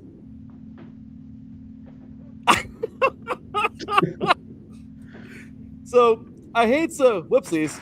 I spun the wheel and I wasn't even on the screen. Sorry. Whoopsies. But I will tell you this, guys. Absolutely not. I know. I feel so bad for doing this. But same thing, guys. They lost 27 seniors. That's a really big feat. You better have like the depth from hell. Like, you need depth all day long to make this thing happen. I just don't see it. I think they're going to be good. But look, they've had storybook years, man. They won their first title since like 2014 or 2013, a couple years back. They won another one now. They look good. They're looking strong. They've been a strong team. But the NAI is chock with too much talent. Morningside, Benedictine, these guys are there. They're chomping at the bit. Kaiser's not going away. I know their head coach did move on as well. But I will tell you got Marion that's coming up. Okay. Darren, Dort, remember Dort last year? I mean, there's been some runs in the NAIA. There are teams that are actually jumping ship right now to the NCAA. So that just creates more opportunities for these smaller schools to get bigger, So we're seeing a lot of exciting things happen right now in the NAIA. I don't want to be a total jerk. I really don't. But Vikings, I think that's it. I think you'll be looking like the Minnesota Vikings this year. That's kind of mean, but I know. So, all right, Teran, but you get the end all be all. The third down is the heaviest one here. Are we going full backwards or full forward? What do you think? Full backwards. It's so tough to replace 27 seniors unless they really scored on the transfer portal and they have depth like nobody's business or a farm system that we don't know of. But yeah, Grandview's going to have a tough time in terms of pulling off the three-peat. But if they do, then this will probably be the most earned in terms of their championships. For right now, it's going to be really tough. Agreed. Yeah, I just don't see it. I hate to, be that guy, but yeah, and I'm with you. And Mike, again, I'm loving it. I love the energy because it's true. And this year, there's every reason. That's why the other day I asked Mike too. I was like, wait, you're by because Marion had a run. Yep. And there's reason to believe those guys are going to be good, like really, really good this year. I like it. I mean, there's a decent buzz around the team this season, without a doubt. So yeah, and then Ted Karras Jr. still still got the march over there. He's looking good, and it's really cool. I'm really excited for this because these guys they're a strong team. So let's see what they got going. So all right, guys, off to the fourth quarter. 4 more questions to go on our show today, and now the fourth quarter changes up. First down gets 2 yards frontward or backward. Third gets 2. First and second both get 2. Third gets 3. So third holds a little bit of weight, still a little bit more weight. But let's see who gets what. All right. So been fun so far. Thank you guys for everybody tuning in. Next week, of course, we'll have different breaks between and everything, like all the quarters and whatnot. But again, just trying some stuff out today. Here we go. Fourth quarter. Let's do it, man. All right. So this is a FCS question here. So with North Dakota State finally, oh my God, finally. I mean, it took you freaking millennium to do it. But yeah, North Dakota State officially making their mass move up to the FBS. And the road to Frisco is now blown wide open. Yes or no? Can defending national champion Montana State, the Bobcats, survive a massive target on their back and completely on their completely rebuilt defensive line and go back to back in the Big Sky? I mean, now that these guys are out of the way, is it the Montana State show? We still got the Montana Grizzlies, though. Don't forget about South Dakota State. We still have some monsters up there, okay? Well, I'm sorry. Did we forget about Illinois State from last year? You see what I'm saying? So what do you think? Is it Montana State's to lose, or are we like, wait a minute, no, they're still really good teams. So here we go. Let's see. Spin the wheel. Who's it gonna be? Of course. Spin the Teran show. Teran, lead us off, man. Well, let me just say it's been a whirlwind of an offseason for the FCS and FBS because now North Dakota State is officially in the revived Pac-12. Not as good as the previous Pac-12, but I digress. Montana State with its rebuilt defense. It's going to be an interesting concept for Montana State. I mean, I feel their offense can still pick up the slack, but their defense is going to have to learn on the fly and adjust on the fly. So for now, I think Montana State can survive a massive target on their back, but now we got to see who's going to be coming up for them. Like, what about South Dakota State and the possibility of other good teams? Because it wasn't just North Dakota State that went up to the FBS. Sacramento State went up, and I'm sure a few others probably went up as well. But for now, Montana State I think they'll be fine in terms of their whole team. Defensively will be an issue, but I think Montana State will be fine and they'll survive. That's solid. I like that. Montana State definitely can survive. Okay, so he's saying that they can go back to back. Okay, let's see it. Here it goes. Very close, but no cigar. All right, sorry, Mike. But well, Teran at 2nd and 8 says that Montana State will get it done. I say I'm sorry, guys. Look, we're going back to 3rd and 10. Look, I'm sorry. There's too many good teams in the FCS, and we are just right now. This is like the sweepstakes. This is the who gets in where sweeps. I feel like this is a job application. Yes, what I really feels like, because it's only next year. South Dakota State's going. I know they are. They'll be FCS. They're going to follow North Dakota State. Okay. Montana Grizzlies. These guys, they are amazing. Every single freaking year, those are battles. Missoula and Bozeman. Oh, those are games you just don't want to miss. Oh, I love the Brawl of the Wild. What a cool name. I mean, look, and I hate this because I had a really good friend, teacher friend of mine, rest in peace, who was a big fan and passed last year. But oh my gosh, and I hate it because I would love to see Montana State, do it again. It's just it's too competitive. It's too competitive, and it's hard. Teran believes I don't want to say I don't believe, but they can do it, but it's going to be freakishly hard. So I got to go negative on that one. And there you go. Big Mike, you hold all the weight in this one, buddy. What do you got? Yeah, I'm going negative too, brother. Oh! Again, I think they're going to be good. They're going to be competitive. But to your point, there's so much competition there. Yes. There just is. And, could they pull it off? Sure. Yeah. I'm not saying they could. Would I bet a lot of money on it? Absolutely not. No. No. But yeah, it's too much competition there. And yeah, so that's why I'll say no. But they're going to be in the thick of it for sure. They definitely will be. They're a great football team. Yep. Great program. They got a great thing going there, but I just don't see it. Again, it's so many other programs, and if they win it, they'll win it. And Teran's illustrious words here, yeah, I'll eat crow. that's fine. But I just don't. So all right, next question, guys. This one's for you, Big Mike. Question number 2. We have a couple questions left, guys. This is the FBS now. We're officially into FBS territory. Can Kirk Cignetti, which has been this guy is the new Saban. That's what you see. He's everywhere. He's that new college face coach, if you will, the new face college football. But can Kirk Cignetti and Indiana prove that an undefeated national championship run in Bloomington wasn't a 1-year lightning strike? Oh, he wants this one bad. He wants to lead it off, and I don't blame him. Here it comes, Indiana man himself. And it's not going to be Indiana man. It's going to be, oh my God. Just buzzer beater. All right, guys, I got to tell you this right now, and I got to get my sound effects ready. All right, we're going to start this thing off with a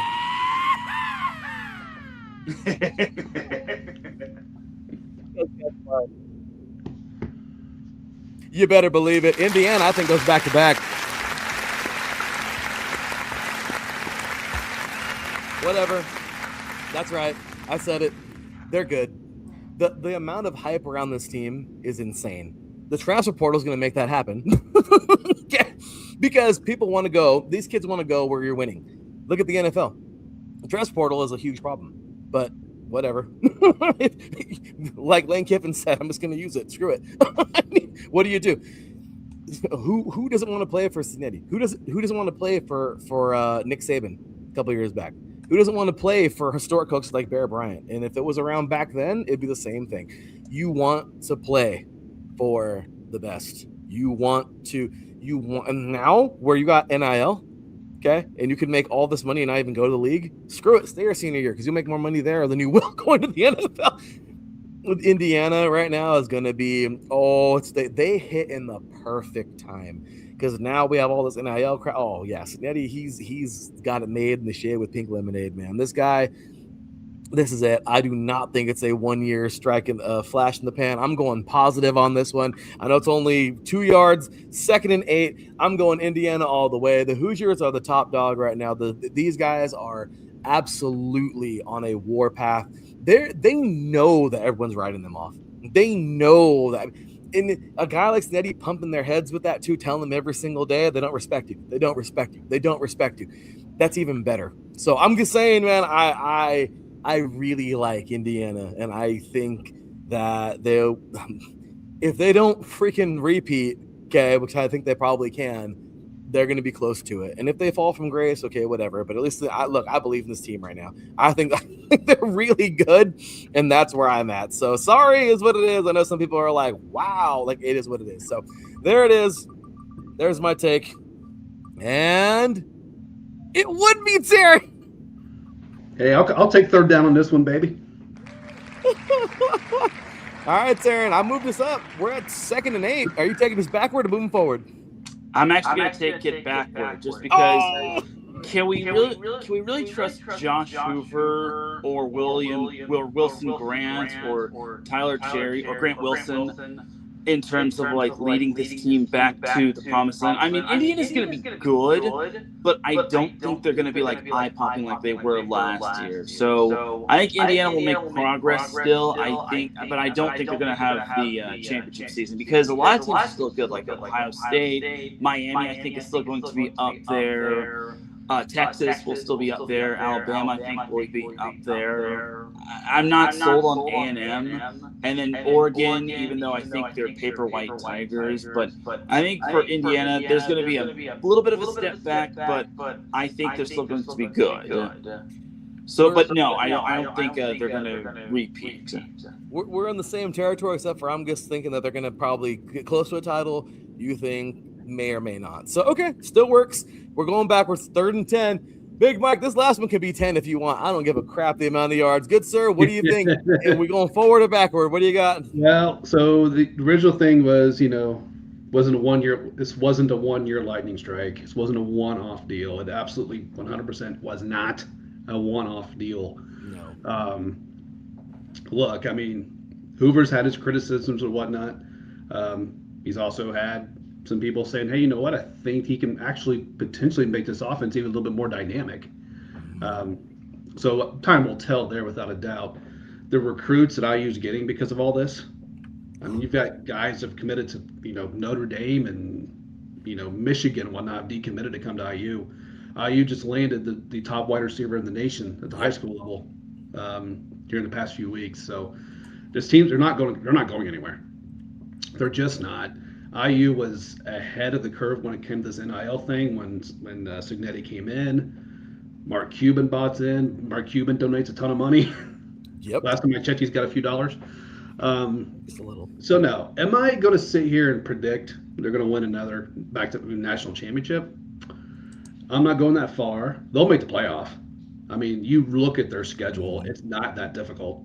They've got a kind of an off year, the Big Ten type schedule. The only really challenge I see is Ohio State, which they have at home, and then Michigan on the road. Those are two to me that you never know how this could go. But otherwise, I don't see anybody else stopping them until potentially playoff time. But this is not a fluke. They're here for a while. I agree, 100%. They're not going nowhere. That team, and again, Signetti, he's going to that's his team. Great subject. 2 more questions left. Here we go. We're gonna kind of, I guess, we're going a little NFL now, a little closer to the NFL. I mean, not really NFL, but we're teetering because we're getting to that little draft point here. But still on Indiana. Will life without Heisman winner Fernando Mendoza? I feel so bad for that guy. I know, right? I feel so bad for him.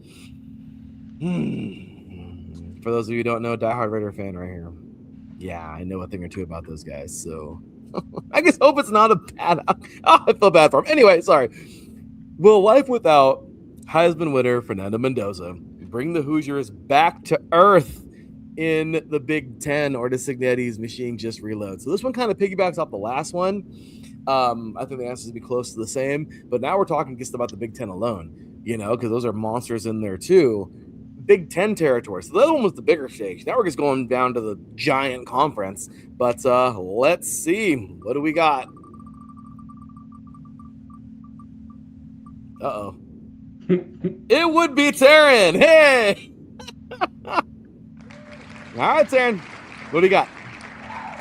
So I think Indiana will kind of be brought back down to earth following Fernando Mendoza's departure. I think, like I said, Indiana will still be good, but the entire Big Ten landscape is kind of going to be still up there. I mean, USC returns the most players in terms of the FBS. I think they return like 26 starters or something of that sort, or something along those lines in terms of the 20 starters that they return. But either way, USC is going to be up there. Oregon, I still think, will be up there. Ohio State's going to be up there. Michigan, I think they're kind of going to be in the middle. They might still be up there. I think Indiana's going to have some growing pains to start, but if they can overcome those, I think they'll be a solid team. But for right now, I think Indiana's going to come crashing back down to earth.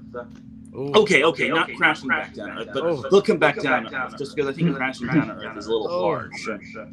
Oh, the pain. What's going on, Pierre Moss? Good to see you, buddy. No, that's a painful one, but okay, I get it. Okay, all right. So, back to the wheel. Let's go. Let's see.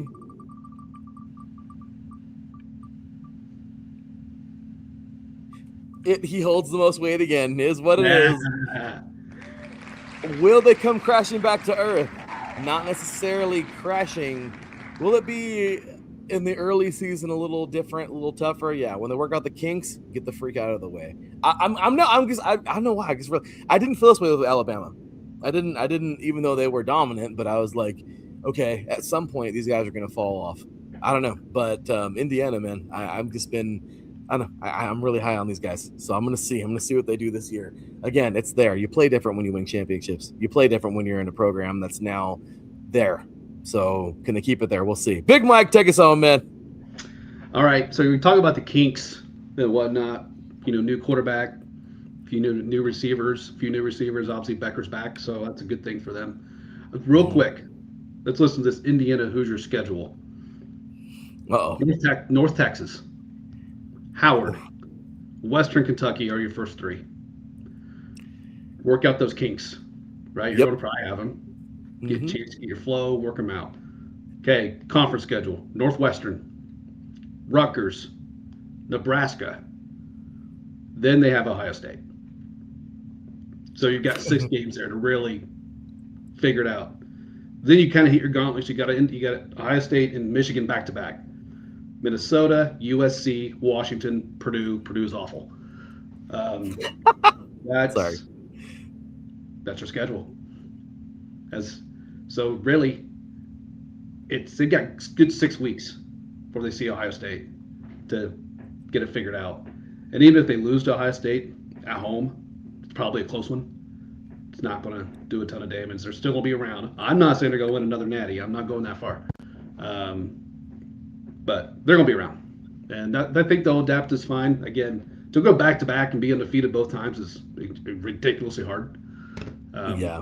So I won't go there yet. I won't go that far until I see the product on the field. But they're going to be just fine. Yeah, I think so. Okay, cool. Well, there you have it. There is a little bit of that. Let's see. Oh, Pierre Moss says, just remember Notre Dame started Indiana's villain.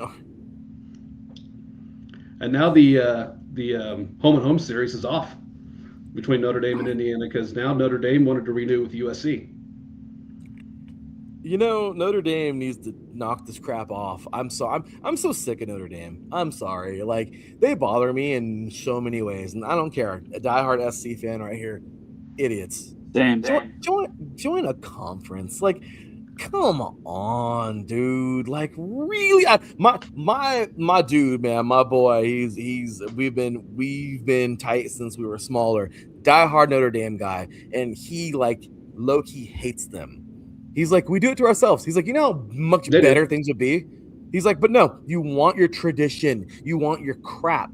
Okay? And guess what? What has it gotten you? Your tradition. Yeah, sure. It's money, obviously, is what they're after for all these people. Of course. Yeah, it gets those guys stuff, but they get screwed. They get screwed all the time. And you know what? They should just do it. As a guy who lives here in the state of Indiana, they should do it.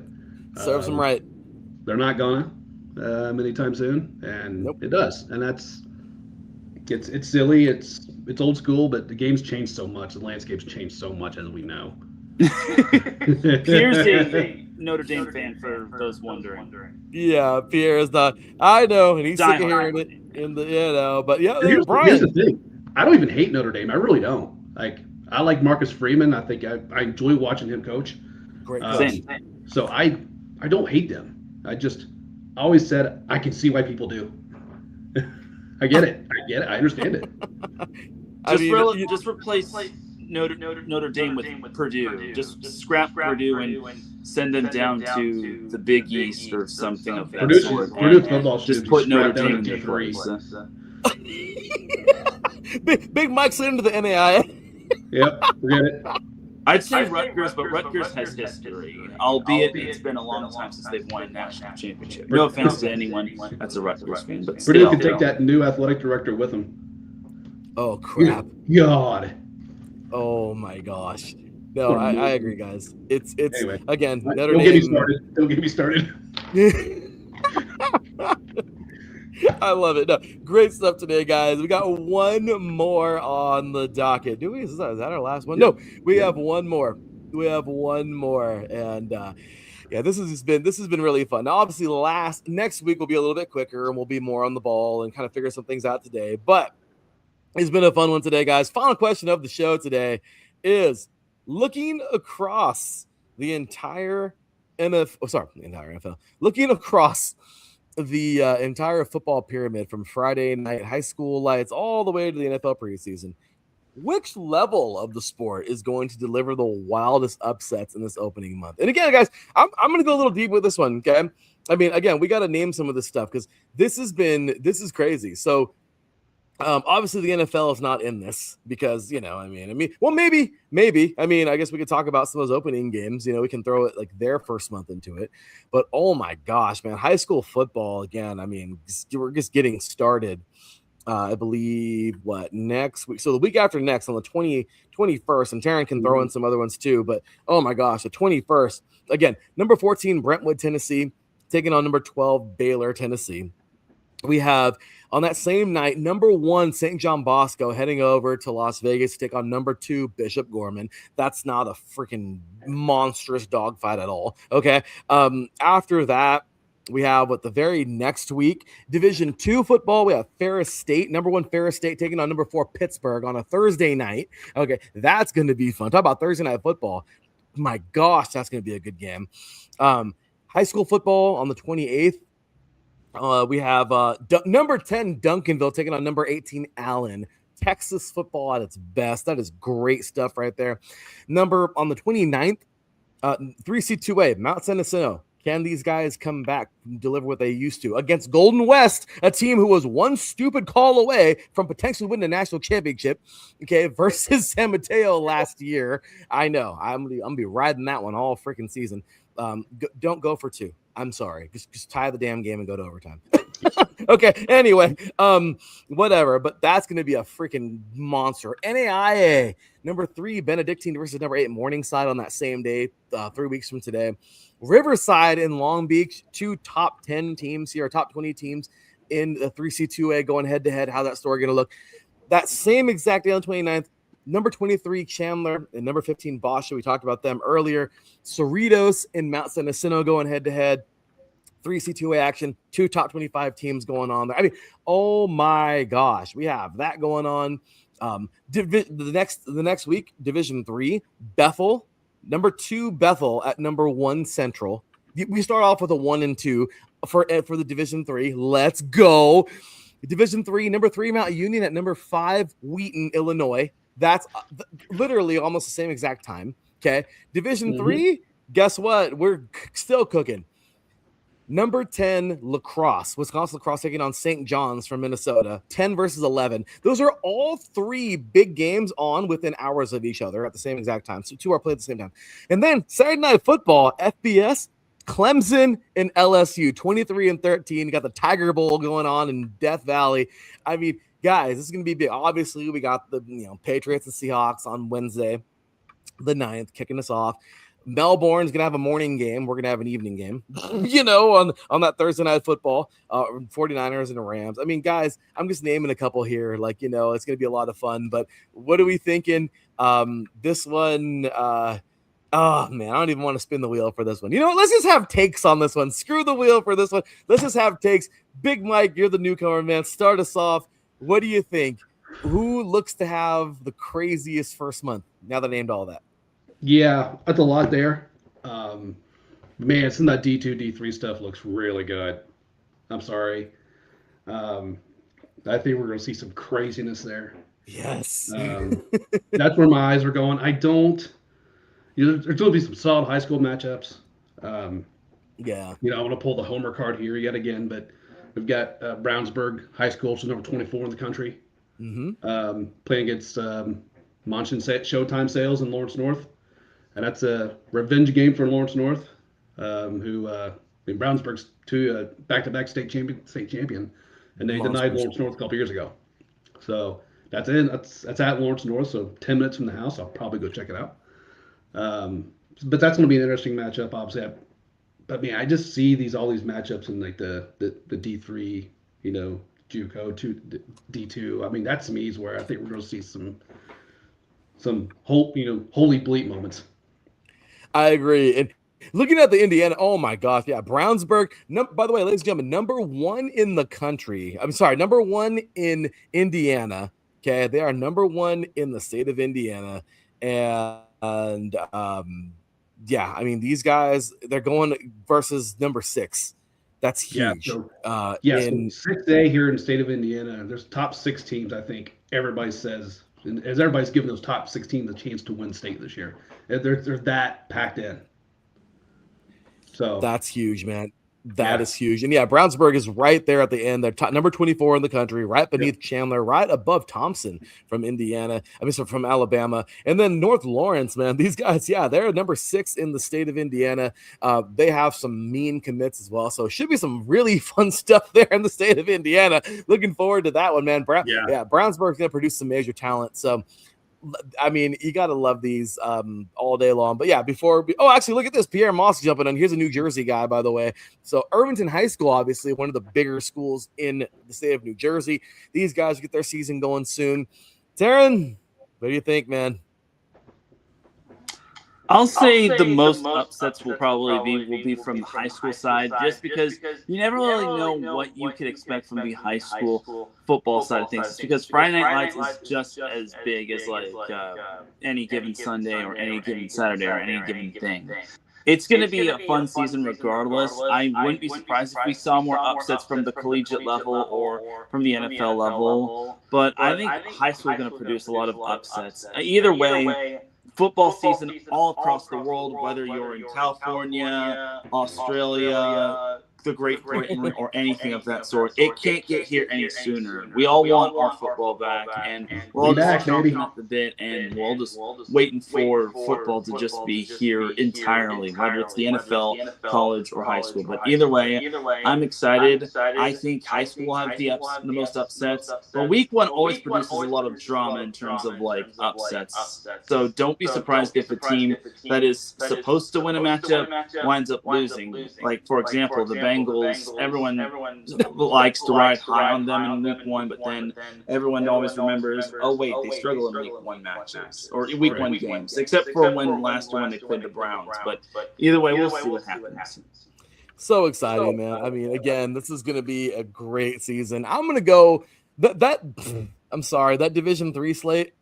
I mean, come on, guys. I mean, that Division 3 slate alone. I love it. Great answers, by the way. I'm totally with you both. But yeah, I mean, this is we'll go Eastern times. Well, we can even go Midwestern time because these are all in the Midwest, close enough. But yeah, so 12 o'clock kickoff here for number 2 Bethel and number 1 North Central. Okay, 1 o'clock kickoff time for number 3 Mount Union versus number 5 Wheaton, Illinois, and same exact thing. 1 o'clock kickoff Central for La Crosse, and number 10 La Crosse and number 11 St. John's. I'm sorry, those couple hours of football are going to be amazing. You got these are all top freaking 20 teams, like top 15 teams. I mean, that is going to be so fun to watch. Division 3 is not holding back. They're like, screw it, we're going to put our best out there now, you know? So we're going to see, guys, but that is that. Oh my gosh, what a fun show, man. Again, they won't usually be this long, but today we're just working out kinks and everything. Had a few more questions for the opener, but these are going to be a lot of fun. We're going to lead you every morning from the couple hours building up, kind of like college game day in a sense, in that little pocket. So check us out, man. Tune in every single week. We're gonna have so much fun talking all this good stuff, all this football at every level. Before we're out of here, Big Mike, any last thoughts on anything? Doesn't matter. Pour it out. Hey, you know what? We're back. And come along for the ride, man. We're gonna have a lot of fun this year. It's gonna be fan flippin-tastic. It is. Teran, anything at all? Mike pretty much said it. We are back, and I'm excited for everything. I'm excited to have us being a trio. I think we're all going to piggyback off of one another. And this whole new format is really unique as well. So I think we're going to flow very well. And yeah, stay tuned. We've got a lot coming. By the way, expect some post-game interviews from Sierra Canyon's head football coach, John Ellinghouse. Or Hollingshed. And then also I managed to interview Raul Lara a couple weekends ago. I just haven't been able to pump it out on the 3 and Out account. So I promise you all, once high school football season gets closer, I'll be able to pump those out now that I have some free time today. I mean, do we see? This guy's on foot. He is mobile. He is so mobile, Verizon's going to hire him. I mean, he's going to get his own plan. Sir. Well done. Thank you for all the great stuff. The passing league stuff we saw. That was super cool, man. I know you got to interview Coach Negro from St. John Bosco. And Koa. Quarterback for Bosco. So we're excited, man. So with that said, you guys, that's going to do it for our show today, man. We will see you next weekend. We have plenty more to talk about, getting ready, getting closer to all these games. And, of course, on game days, we're going to have some real fun, have some real in the fit question about some of these bigger games. Get ready, guys. It's going to be a great season. With that said, Big Mike, good day, sir. Peace out. Teran Rodriguez, peace out. Great job today, guys, and we will all see you next week. This has been 3 and Out right here on IE Sports Radio, your direct feed for all that are sports. We'll see you next week. Until then, take care, and as always, God bless. Peace.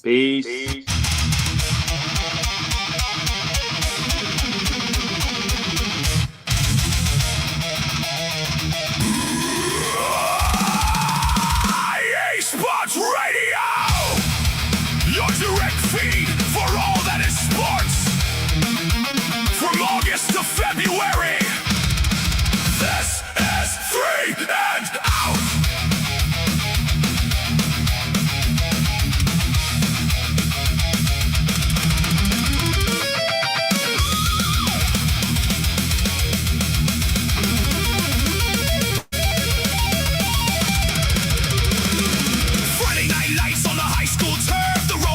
On the face of the earth, from JUCO battles to the NAIA grind, leaving all the weakness and the doubt behind. Day 3, day 2, stepping to the plate. FCS warriors sealing up their fate. Turn up the volume, let the speakers explode. IE Sports Radio, carrying the love from the opening kickoff of August heat to the February cold where the legends meet. Hear the battle cry call, covering the journey of football.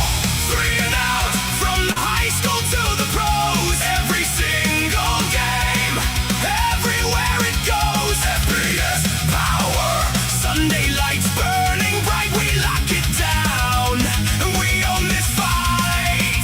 3 and Out. 3 and Out. FBS giants colliding in the fall. Power conferences standing tall. NFL Sundays punishing the block. TikTok running down the gridiron clock. Players on the journey from the youth to the show. We break down the tape every single week, you know. From the Senior Bowl up to the NFL Combine. Every single prospect crossing the line. Playoff brackets locking, championship bound. The loudest network in the sports underground. Hear the battle cry call. Your direct feed for all that is football. 3 and Out, from the high school to the pros. Every single game, everywhere it goes. FBS power, Sunday lights burning bright. We lock it down, and we own this fight. 3 and Out. Bowl season national championships. The draft board, the journey. We cover it all. Every level,